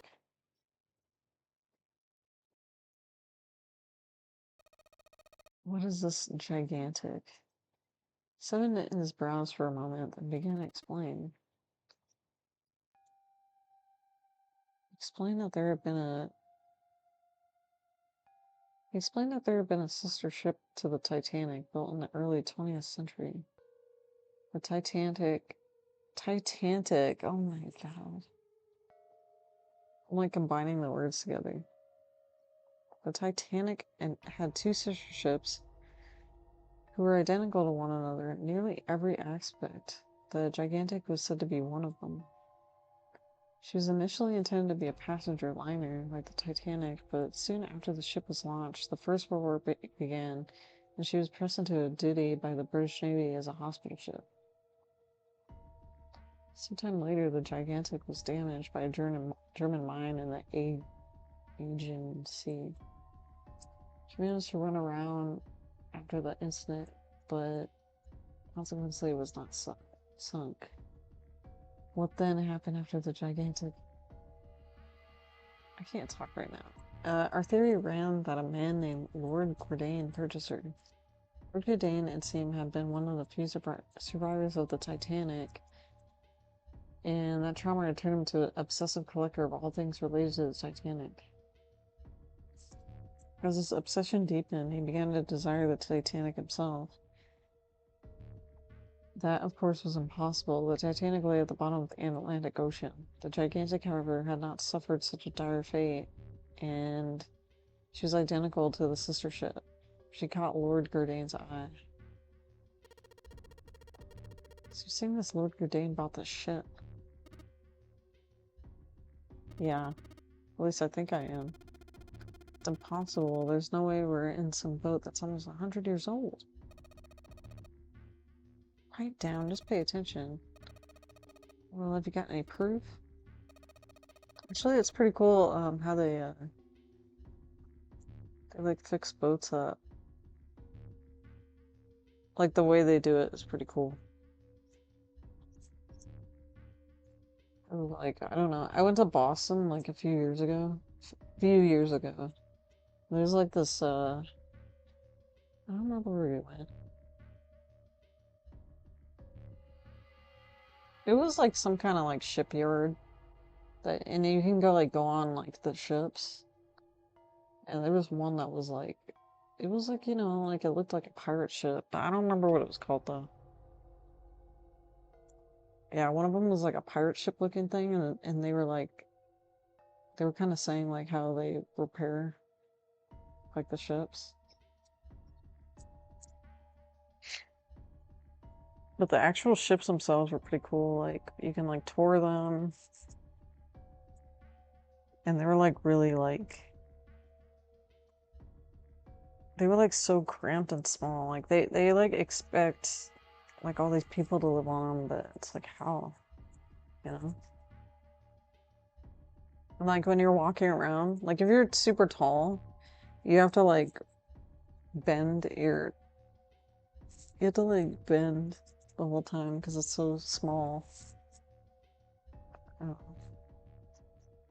it's pretty cool. I wonder if the gigantic is a real ship. I never heard of it.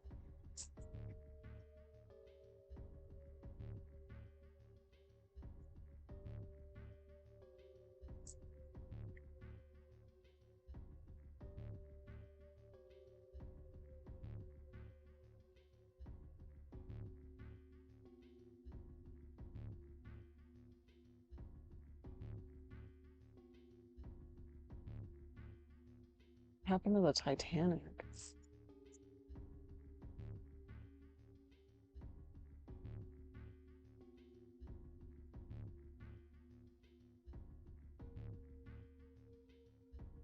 Oh my god, Snopes. Hold on, let me pull this up. Friggin' Snopes.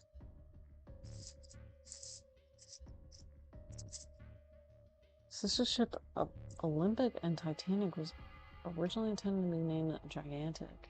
It's true. I was gonna say, I think I've heard of Olympic.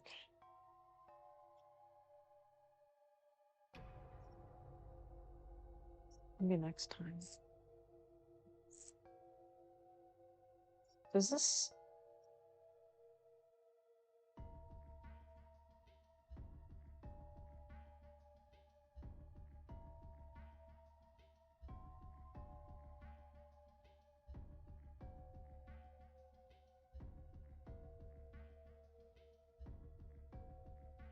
Okay, they're pretty much.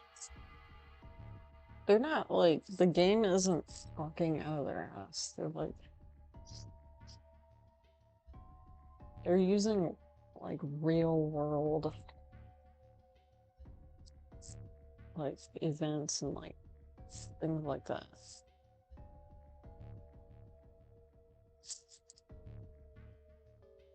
So that's cool.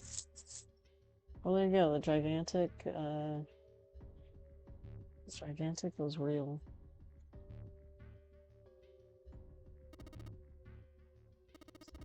The ship's got stuff in it. That's like the Titanic in a hospital ship. So I just figured, you know, for goodness, don't tell me that's your only reason. No, I've got more. Someone looked around desperately, doing anything to avoid meeting Lotus's piercing stare. He scratched his head for a moment, then gave up. Finally, he opened his mouth. I don't know. Lotus sighed and shook her head. I guess your memory isn't back yet?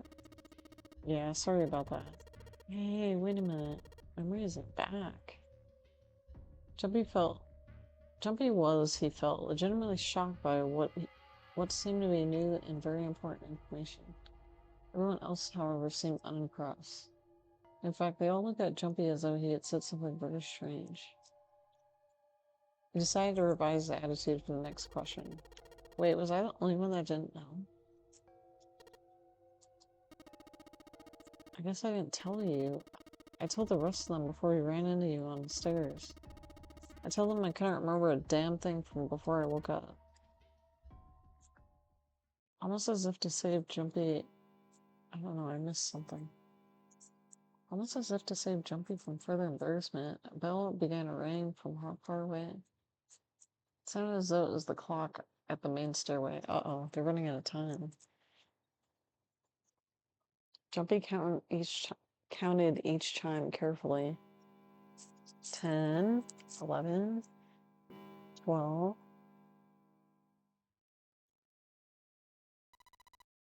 It's midnight, and we still got 6 hours left. Man, it's getting kind of close here. We don't have any time to screw around. Let's get going. We have to find the missing parts for the Reds. What do you mean, fine? How on earth do you propose we do that? We've looked everywhere in this room. It only leaves one place to look. Well, I guess it's not really right.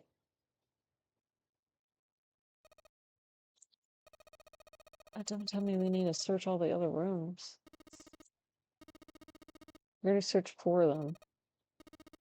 We just have to split up the rest between the 8 of us. If each person does 6 rooms, that'd be 48 rooms. Are you fucking kidding me? So there's 48 rooms left? Her early experiences had apparently not encouraged Lotus to trust 7. 7 scratches his head awkwardly. I don't know. After a little more discussion, they split up and headed towards a room to begin searching it. Jumpy was chosen to search the rooms on the starboard side, moving from fore to aft. They also determined when they would return to report their findings, the next time the clock sounded the time. Ooh. When it did, they'd meet back at the large central room full of beds. If during their search any one of them were to locate the missing components, they were to yell for the others. If this strategy failed, they returned to discuss their options later. The details decided, they left to begin searching. Out into the hallway they went, each to the rooms they'd been assigned. However, tell me. From far away, Joby heard the bell ring. Uh-oh. It did so only once. It was 1 a.m.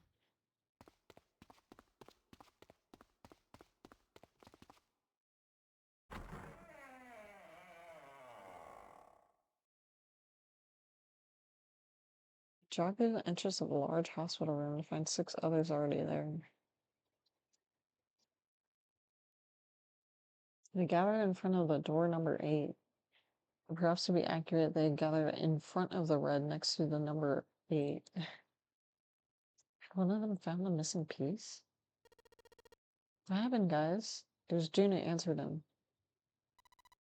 Jumpy, look. She's pointing at the red. He pushed through the others until he stood in front of it. Immediately, he knew what she meant. Uh-oh. The display on the front of the red read vacant. Come on, guys, who was it? I thought we were supposed to go if we found it. Well, Jimmy wondered why she was hesitating. The others looked as confused as June, but kept their mouths shut. What the hell? What is up with you guys? They all knew something he didn't. Jumpy wasn't about to leave things that way. Finally, Lotus frowned and spoke. Well, that's the thing, we don't know. When I got back, it was already like this. There's no one else here. That means I was the first one back, but the missing parts were already back in the red. Jumpy looked at the bottom of the red again just to make sure. The slot that had been open on the bottom was now covered with metal. Clearly whatever had been missing had been returned. What about the other 2? They're the same. This game is like not scary, but it's like it's not scary, but like it's giving me like a weird feeling, like tense feeling, you know.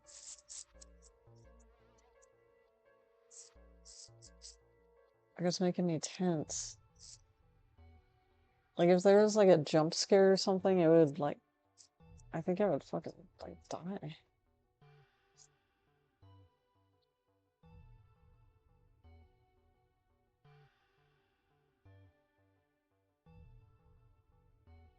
Okay, the other 2 reds were repaired. I just want to be sure. Nobody had any idea what the hell happened here, right?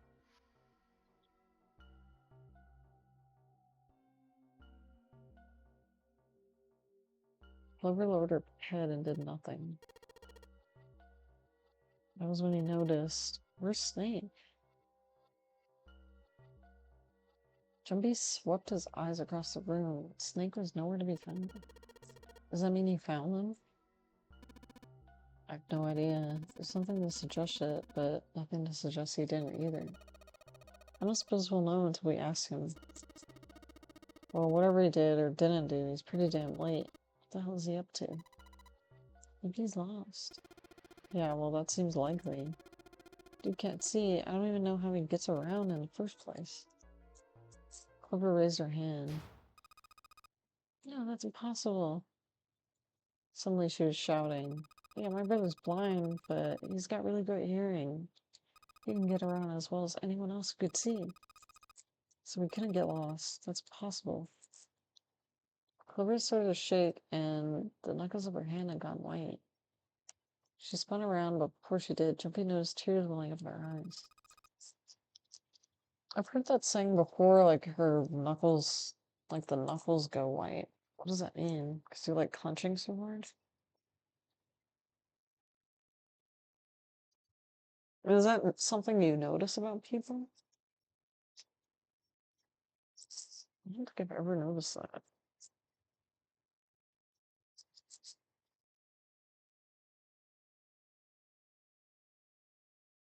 She began to run.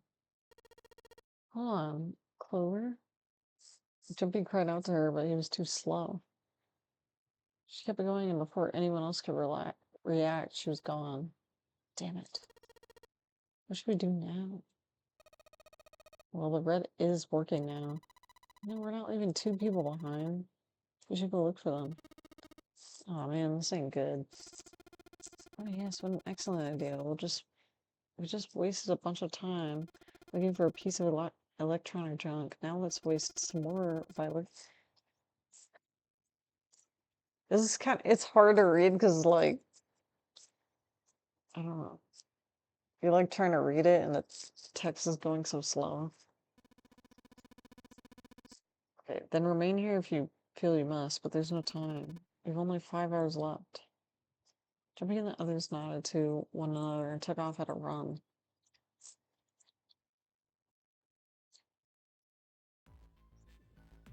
In front of the stairs that led to the B deck, they decided to split up. They quickly assigned search areas and went their separate ways. Someday love will find you. Break those chains that bind you. Where should we start? Where should we start?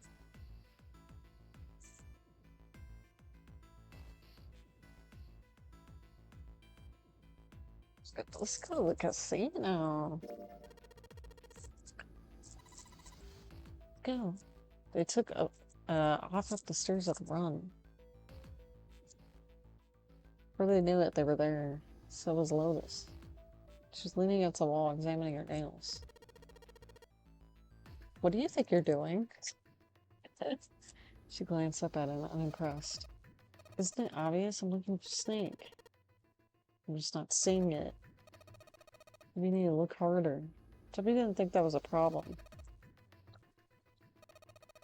I've got a proposal for you two. You want to hear? Yeah. What is it? Well, I don't like to beat around the bush, so I'll get right to it. Why don't we team up?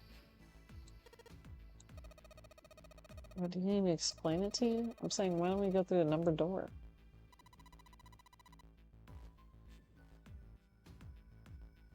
Even if we wanted to, that's impossible.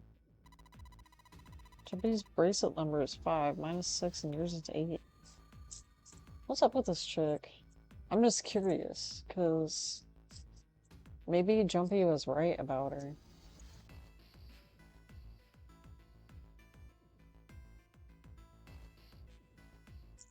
Like, she's kinda acting weird.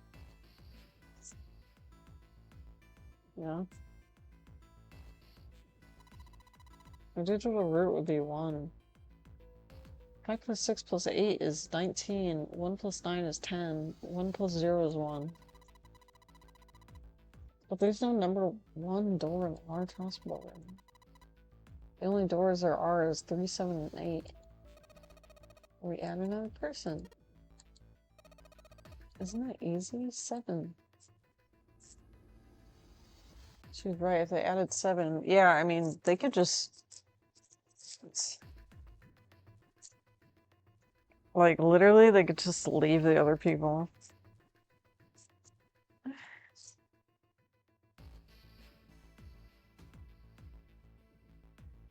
5 plus 6 plus 8 plus 7 equals 26. 2 plus 6 equals 8.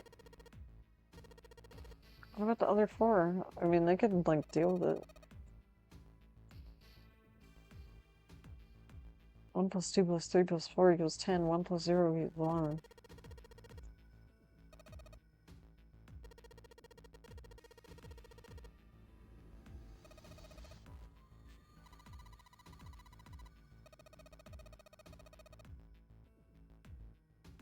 What's up with this lady? What's she gonna say? What kind of woman do you think I am? Once we get off the ship, we can come back and rescue them. Damn! She's trying to get them to fucking leave them.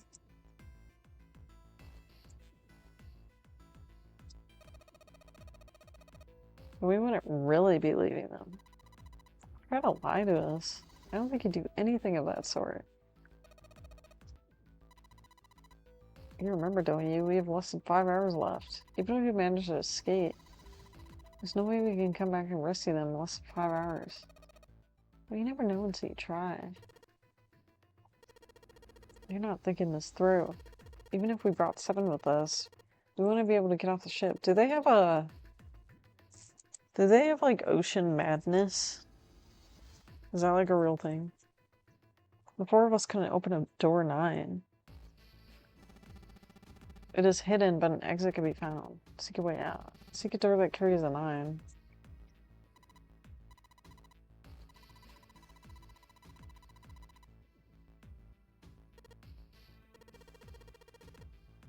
Unless we bring Ace 2, we'll be stuck.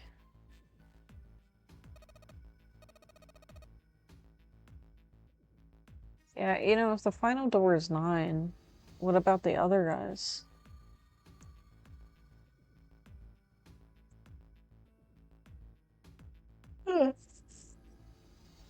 They're not gonna all be able to go in there. Right? Because what, it's 1 plus 2 plus... Now I gotta see.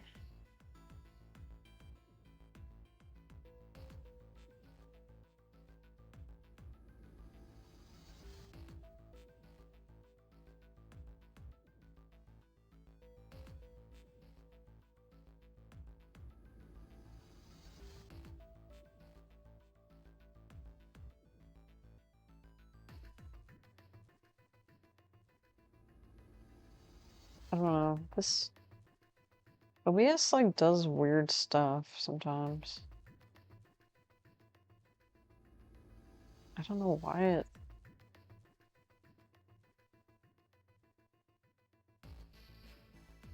Just like such weird random stuff.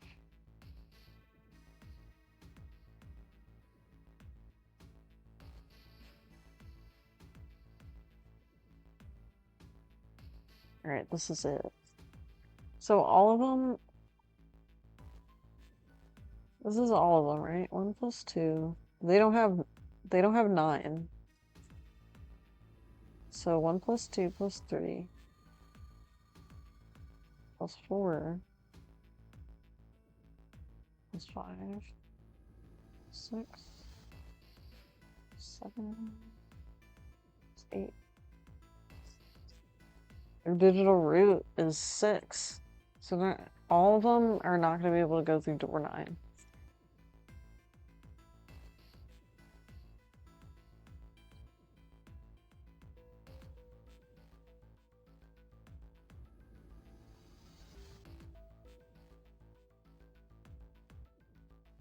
What are they gonna do?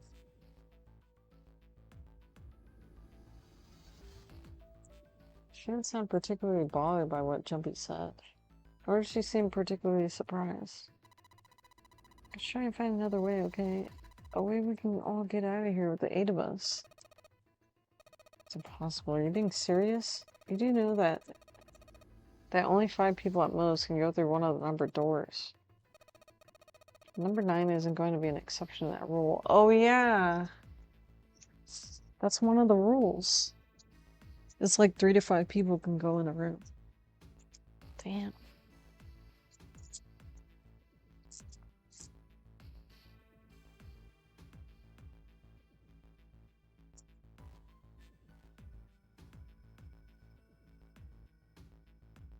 What are they gonna do? Oh my god.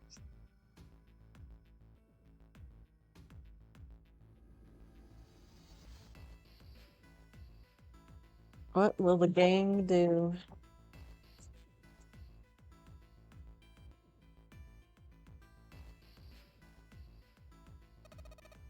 Regardless, at least 3 people will get left behind. Right, that is true. The moment he said it, Jumpy felt a chill run down his spine. How Lotus could remain cavalier about so terrifying a prospect was beyond him. When they found the number 9, they would have to choose which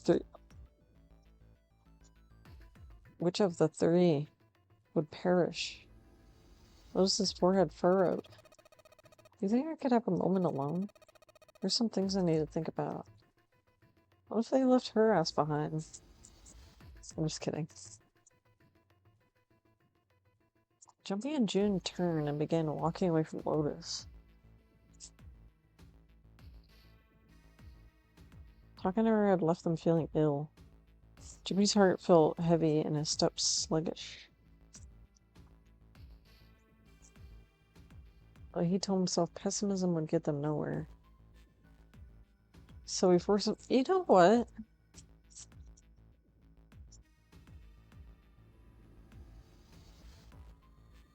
I have to say something. Like, just play the fucking game. I just feel like Jumpy. I kind of feel like if I hate a character, it's because I don't like relate to them in a kind of way, or they're like kind of a person that like I don't particularly like. But he just kind of like thinks everyone is like a problem. But at the same time, he's like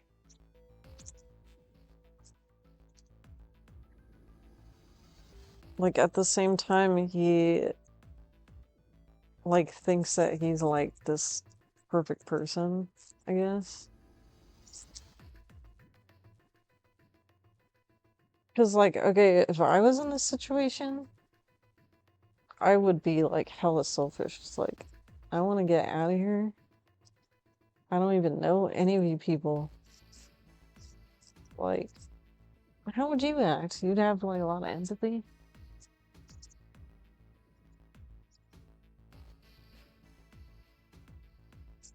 Well, maybe you would. Maybe I'm just sicko.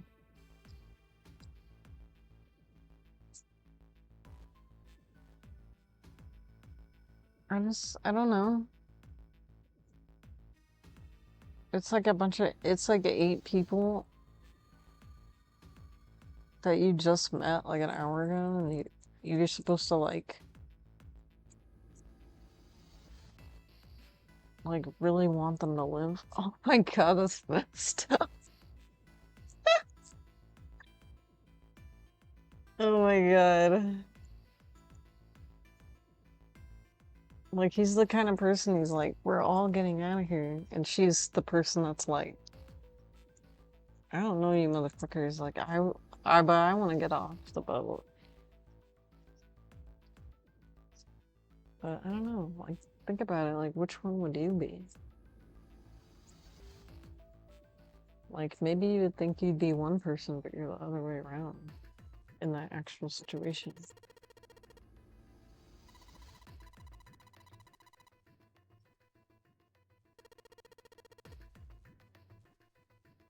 Alright, I was just checking the order. We didn't even go in the casino. So late. I'm just kidding. I don't gamble.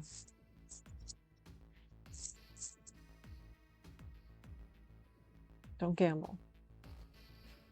Unless it's like fake in a video game. Outside of the first class cabin, they found Clover. She was standing in front of the wall. She was staring at a meaningless point of the wall, her eyes blank. Are you alright? He did his best to sound friendly, but Clover didn't respond. Look, I know you're really worried. You could think of no words to say that didn't sound hollow and fake.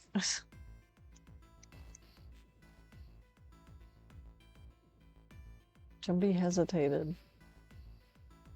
Clover was so consumed by worry and fear that Jumpy feared it would crush her. Her actions didn't surprise him. She had suddenly lost her brother. She seemed to have been very close to him. Alone. Her voice was thin and barely audible. Alone. Alone. I said, leave me alone. Suddenly she was screaming. You're so annoying. Just go away and leave me alone. Just looking at you guys is pissing me off. Go away. Just go somewhere else. Stop bothering me. Jumpy was taken aback. Such anger and hate. I hate Jumpy. Oh my god, I actually hate him. I actually hate him. See, that's what I'm talking about. Like, he's like, I'm such an empathetic person, but he's really not at all. He doesn't, like, understand people's perspectives. Like, obviously she's gonna react in this way. She doesn't know where her fucking brother is. Why are you still here? Didn't you hear me? Oh, but you're fucking hateful. Yeah, forget it. If you aren't gonna leave, then I'll just... Alright, let's go, June. Well, if he's gonna get with June, she better be, like, fucking perfect and not have any kind of emotion except happiness.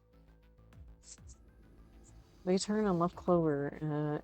As they did, Jumpy glanced back over his shoulder to see Clover wiping tears from her face. Clover had driven home the misery of their situation, but Jumpy told himself that getting depressed would get him nowhere but depressed. For Clover's sake, they had to find Snake. He did his best to push away the misery and depression and force a smile. So where do you think we should go next? Go to the, let's go to the hallway.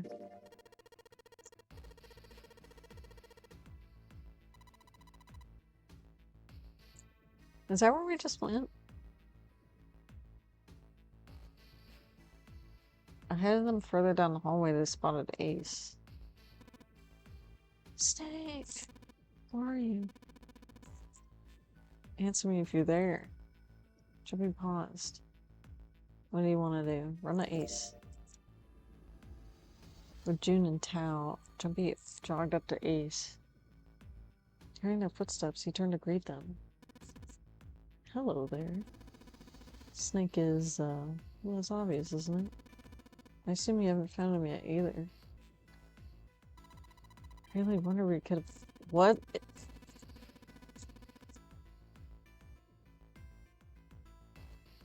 What if he's dead?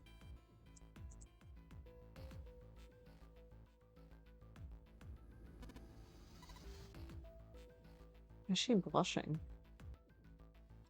June's face looked kind of enraptured. By the way, do you think Clover and Snake are really siblings? Why would you say that? The question seems somehow odd to Jumpy. Why, well, isn't it obvious? They don't look alike at all. Ace looked at him for a moment and then spoke. Yes, now that you mention it, they don't. There's still a great many siblings that don't look like one another. That's true. It certainly isn't rare. Jumpy wasn't sure why, or even if he was seeing what he thought he was, but he could have sworn that Ace's face tightened as he spoke. Which one is Snake? Number 2? I have, like, this bad feeling. What if he's dead?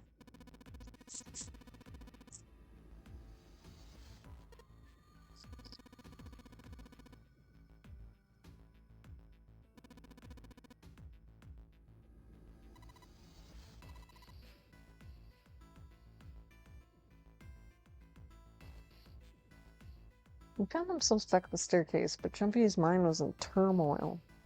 There's so much to think about. No, it had to be put aside for now. As Ace said, finding Snake was their top priority. Jumpy did his best to clear his mind.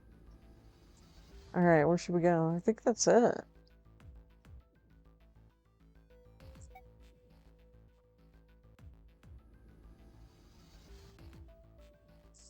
Is this where Clover was? Let me just check again.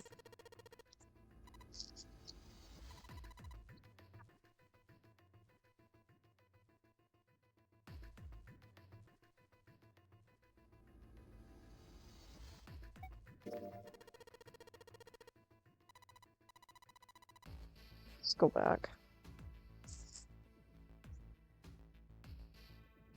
On their way to the large hospital room, Jumpy and June noticed Santa standing next to the number 3. What should Jumpy do? Jumpy and June walked up to the Santa. What are you doing? What, you can't tell? I'm checking out the red. Or is there something bothering you? It's not bothering you? The guts of this red. Wouldn't you wonder who the hell put it back in here?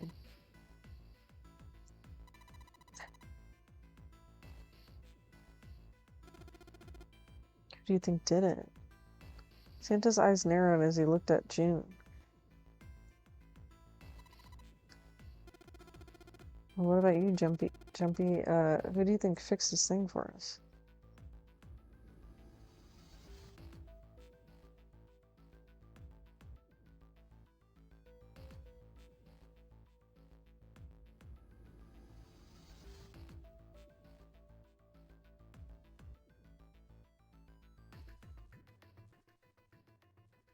I didn't even consider that Lotus could have done it. You know? I personally was thinking it was Zero.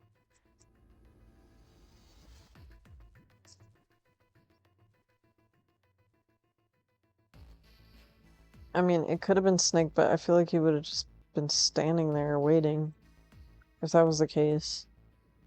Lotus is like an interesting thought, you know?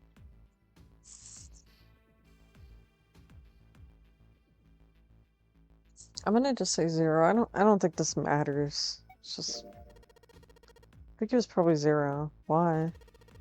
Isn't that obvious? He's the guy who set this whole thing up. You don't think that should mean the opposite? It seems like that means he didn't do it. I mean, who do you think took all that stuff out in the first place? Why the hell would he put them back in after he'd taken them out? Well, the only reason I can think of is just to waste time. It just doesn't make sense. Why do all that work? So what happened then? Who put that stuff back in the reds? One of us is the person who fixed the red. Being we have a winner. If that's true, then the person who did it doesn't want the rest of us to know they fixed the red.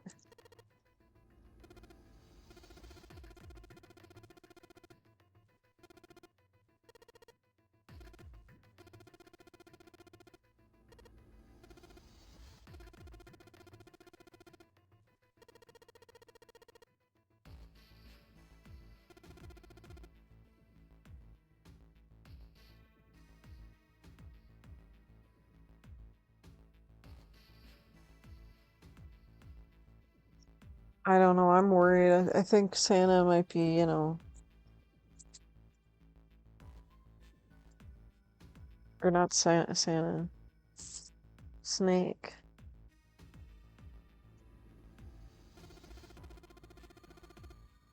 If you trust anybody in this game, you're gonna lose. You gotta be careful.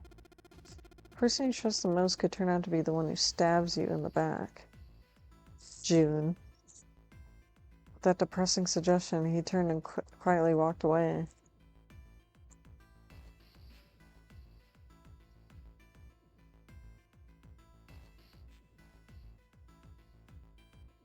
I went everywhere. Okay.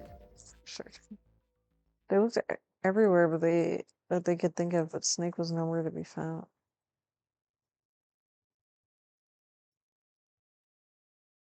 We'll just look around at six frustrated faces and spoke. We can't keep looking for Snake. Wherever he is, he's not here. We need to get moving. Jumpy couldn't disagree with what she was saying. Oh, now he disagrees. Snake seemed to have completely disappeared. There's no point in wasting any more time. The others seemed to have been having similar thoughts, but they stayed silent. Seven spoke. You don't got a choice. Lotus is right. We're not gonna find Snake. There's a problem, though. We gotta figure out who's gonna go through which door. I have a proposal. She walked back and forth across the floor, her heels clicking against the wood. That's probably why she's sitting around all the time, because her feet hurt from the heels. Why don't we decide on one person to sacrifice? Perhaps that's a bit of a harsh word, but yeah. You all figured it out by now, haven't you? You can't all make it through those doors.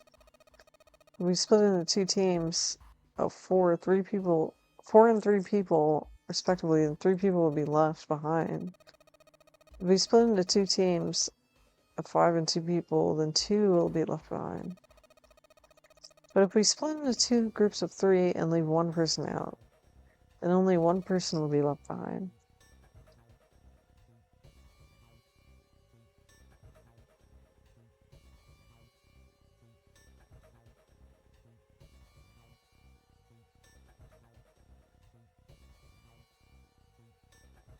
I'm supposed to play as, like, this guy that's, like, everybody's gotta come with.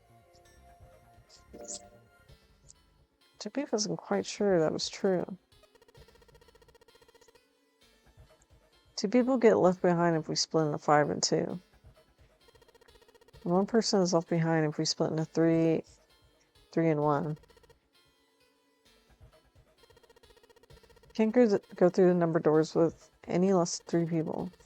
But if we split into 4 and 3, then why do 3 people have to be left behind? Just run the numbers. Let's say we go through door 7 with 1, 4, 5, 6. Then who's left over? That would be 3, 7, 8. What's the digital word for that? 9. But door number 9 isn't here, right? It means 3, 7, 8 won't be going anywhere. Won't be going anywhere. It won't be going anywhere. That was just an example. There are a lot of different combinations, but the result will always be the same. Doesn't matter which floor it is, the 3 that are left over can't go through any of the doors. Go ahead and calculate it if you have the time. You'll see. Anyway, that's how it is. Now, if we can get back to my proposal, we only have to sacrifice 1 person if we split into 3, 3 and 1. When 7 spoke, his voice was strained.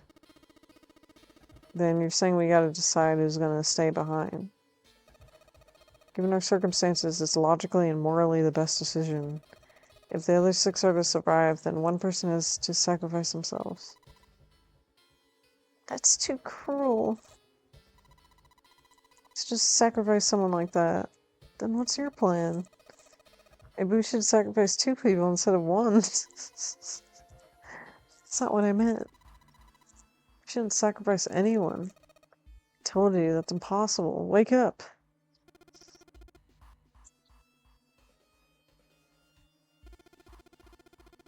Look, what Lewis is trying to say is that you should aim to be the greatest amount of happiness to the greatest amount of people.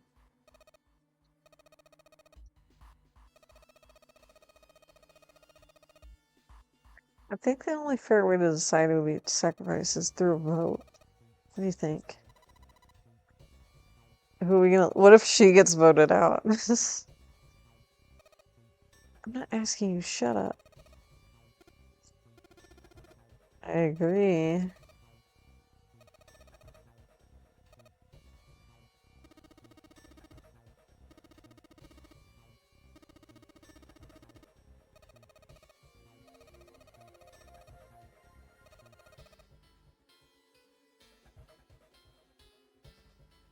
Clover had moved away from the group and was sitting on one of the beds. Her whole body drooped. Jumpy didn't know if she even heard Lotus's proposal. Lotus walked over to Clover and gently laid a hand on her shoulder. Your brother has to be behind one of those numbered doors. We searched everywhere, but we didn't find him. Doesn't that mean he has to have gone through one of them somehow? Clover slowly lifted her face. If we sacrifice one person, then we can go look for him. You agree with me, right? Clover nodded once.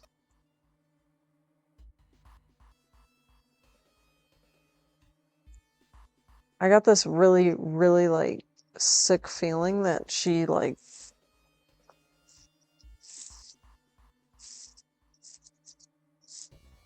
This is not going to be the thing that happens, but what if she, like...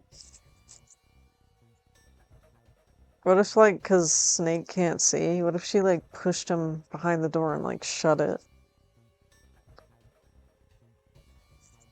You know? Like, what if she murdered Snake? Or got him murdered? And she's, like, saying we gotta sacrifice one person. Just to make it seem like, you know, she didn't do it. Lotus spun around and walked towards Jumpy. Start a vote to, that won't be necessary. Ace had barely spoken for Lotus's entire speech, and everyone jumped a little. 6 pairs of eyes turned to look at him. He didn't seem to notice or even care. I will stay. That's just our problem, yeah? Ace, what are you saying? You can't do that. That won't solve anything. June's voice shook, and she looked around desperately for someone to agree with her. Ace simply looked at her. June, I'm afraid you have misunderstood me. I said I would stay, but I never said I would sacrifice myself. I trust you, each and every one of you. I believe you'll come back for me. Well, there's optimistic in there is just nuts. Those doors only go one way. If you go in, you don't come out. If we go through them, you'll be able to return, right? True, but that will not be the case once you escape from the ship.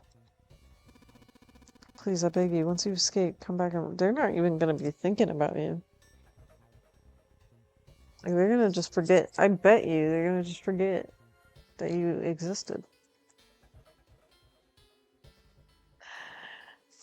Oh my god, I sound like a psychopath. Ideally within the time limit Zera's given us. There's no way we can get back in time. Jumpy gonna hold his tongue no longer. We only have 5 hours left. We don't even know where the hell we are. How on earth are we gonna find someone to come and rescue you? Then perhaps you would prefer to stay instead of me? Or perhaps you'd be willing to leave June behind. Ace's voice was dignified and without a hint of cruelty or malice. Jumpy had no rebuttal. You see, there's no other choice. Then I see we come to our conclusion. Don't worry yourselves about me.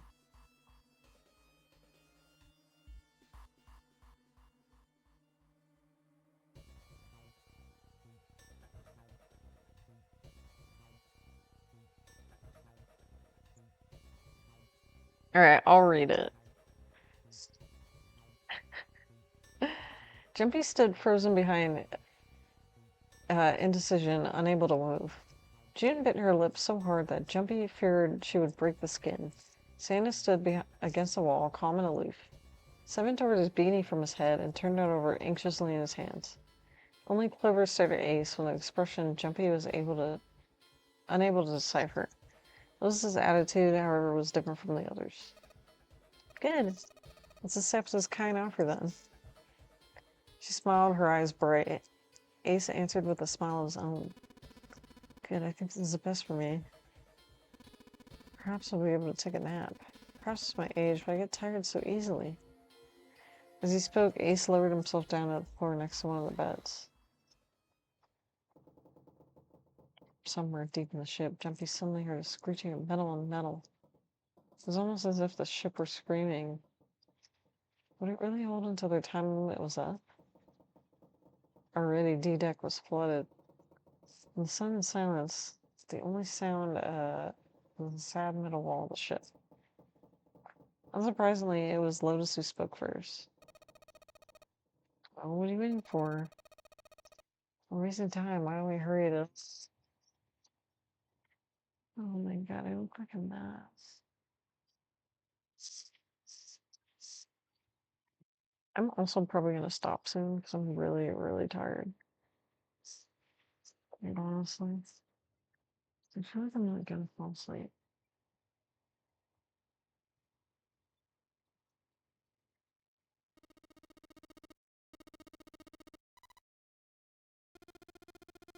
Seriously, honestly, I was getting kind of sick of listening to you guys talk. Me too? I have to find my brother. Wait, all of you, let's just calm down and think about this. There has to be a way to get everyone out. There has to be, right, Jumpy? Say something. Yeah. Uh.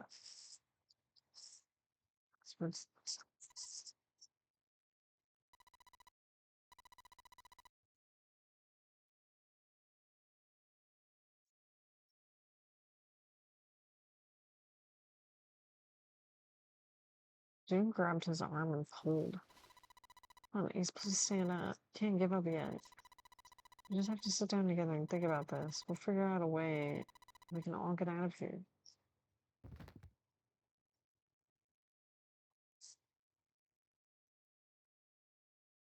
Ace fell forward. He slumped onto the wooden floor, his body folded in half like a boxer out cold. Uh-oh. June cried out and dropped to her knees beside him. She had put her arm around his neck and did her best to lift him up. What happened? Say something. She shook him frantically. His eyes fluttered open. I'm all right. His voice was weak and slightly slurred. How are you, fine? This. He held out his left arm and slowly opened his hand. The hell was that? It was a syringe and a small vial. It had only recently been emptied. A few drops clung to its sides. There was a label tipped to the side of the container. It read Soporil Beta.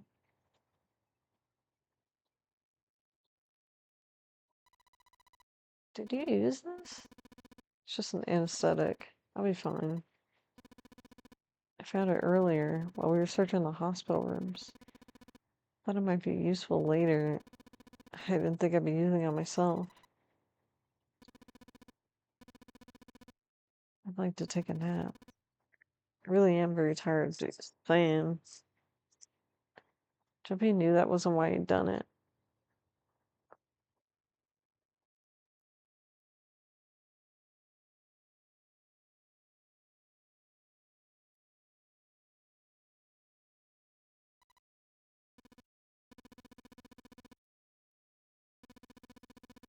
Just like to sleep a little. Could you keep it down?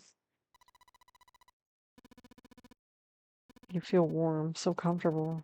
I think I'll have a nice dream. Ace's eyelids dropped further and further, almost as if though you were dying. Ace! This time he didn't respond. Only the gentle rising and falling of his chest told him he was alive. Jumpy was relieved to see he was in fact still breathing. He lifted Ace up off the floor and laid him on the bed he'd been leaning against. When Jumpy turned around, Lotus gave him a look of pity. Well, we really don't have a choice now. Can't let the sacrifice go to waste. She wasn't feeling any remorse. Still, he had no grounds upon which to oppose her. It felt wrong, but he had to agree. Yeah, but we're not done choosing yet, are we? We haven't decided who's going in what door. Well, enough of this screwing around. Let's decide. You first, Lotus. Which door do you want? I want door number 8.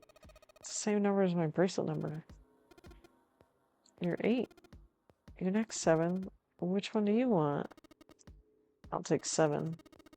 I can't get along with that old lady. What did you just say? Her face distorted by rage. Lois took a step towards 7. He threw up his hands and made a face like a child caught with his hands in a cookie jar. She shot him a glare that would have melted steel, then turned and stalked off. Alright, who's next? Santa's glaze moved across the 3 people left. Finally, they stopped on Jumpy. Which one do you want? Jumpy's mind was already made up. What number is Jumpy?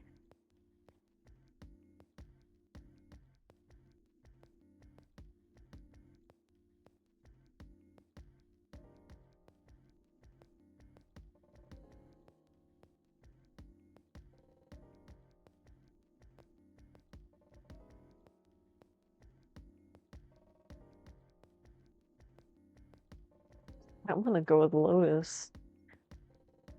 I don't know. What would that be?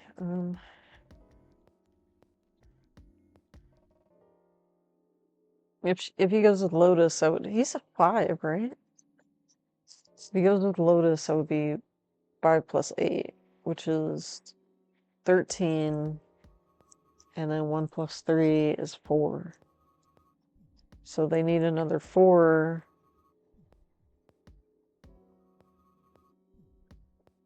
Which I don't remember what that one is. I think it's Santa.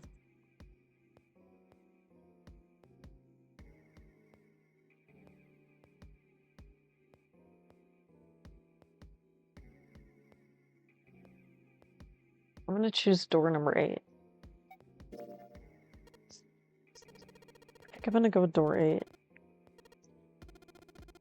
Alright, that means June's gotta go through door 7. Santa grimaced and muttered angrily to himself. If the 6 of us are gonna keep going without leaving anyone behind, there's only 3 ways we could do it. Plan A. Go through door 7 with 3, 5, and 8.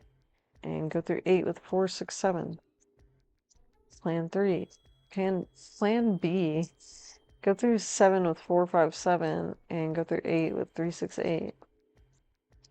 Plan C. Go through 7 with 3, 6, 7. And go through 8 with 4, 5, 8. And that's it. Those are only options. In other words, 3, 4, and 7. 3, 4, and 7 and 8 can never go through the same doors. You get it? As Santa finished, June looked over at Jumpy, tears well up in the corner of her eyes. Oh no. Saying we aren't going to see each other again for a long time?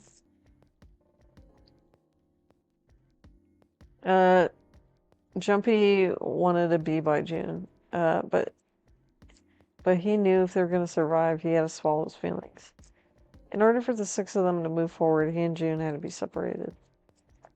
He looked at June. He was scared to lose her, but he swallowed, steeled his resolve, and did his best to smile. Hey, come on, you're making it sound like we're never going to see each other.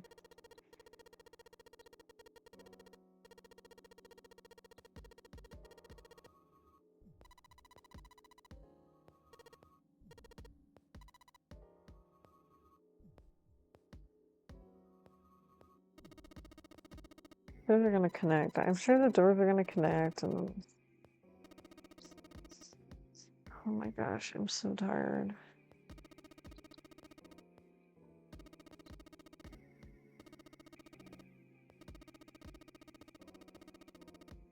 I'm damn sure that son of a bitch wants to have his fun.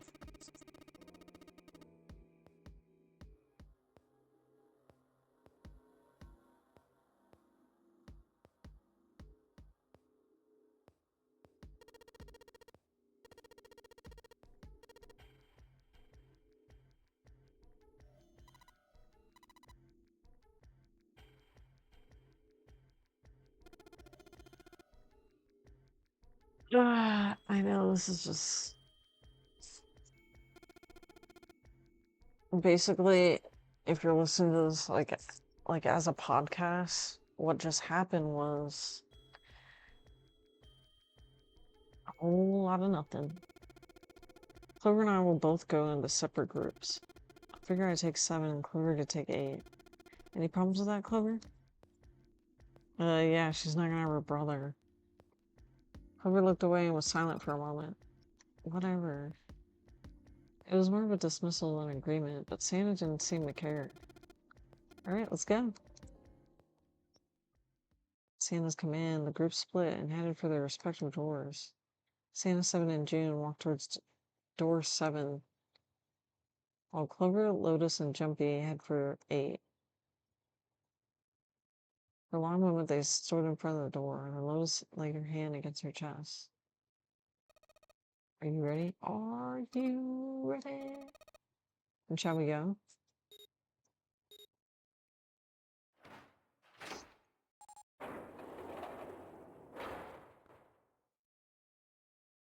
The door had opened. A narrow hallway stretched out before them. Lotus and Clover leapt through the door. The moment they did, their bracelets beeped. The detonators in the bracelet had been activated. Jumpy stepped forward to follow them. He was about to step over the But as he was about to step over the threshold, he stopped. He looked to his left, towards the door 7. Holy fuck. June stood there. She turned and looked towards him. Their eyes met. They nodded. Their farewell took almost 1.5 seconds. Then someone took hold of Jumpy's arms and hauled him bodily through the door. He heard the sound of the numbered door slam shut behind him. His bracelet gave a cold, electronic beep. 81 seconds left. Hurry. Lotus snapped at him and ran to the dead. Jumpy and Clover followed her as fast as they could.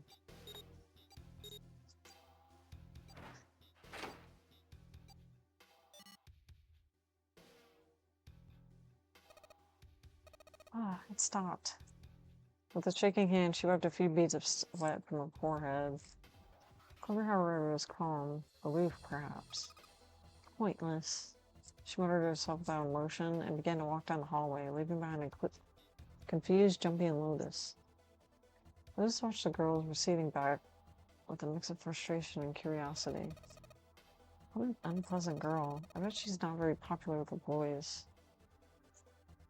Her sarcasm seemed a little more biting than was perhaps necessary, but she sighed and started after the younger girl.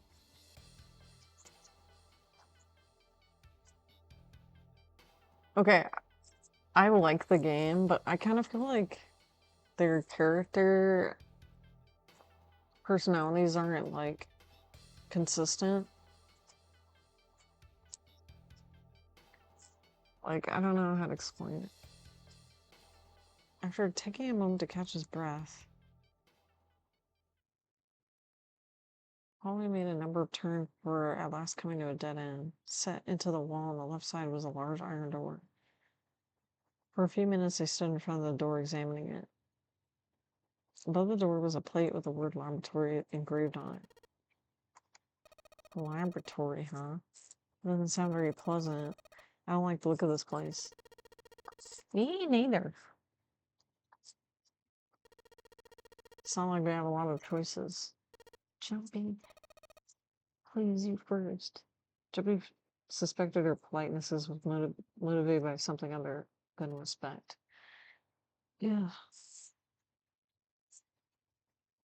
God, I'm so tired. Jumpy muttered to himself and pushed open the iron door.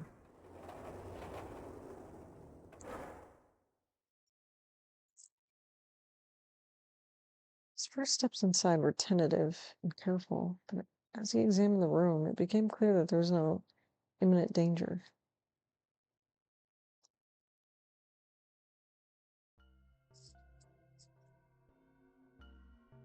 Alright, I'm gonna actually stop here because I think this is gonna be the start of a puzzle. So, and I'm so tired. God.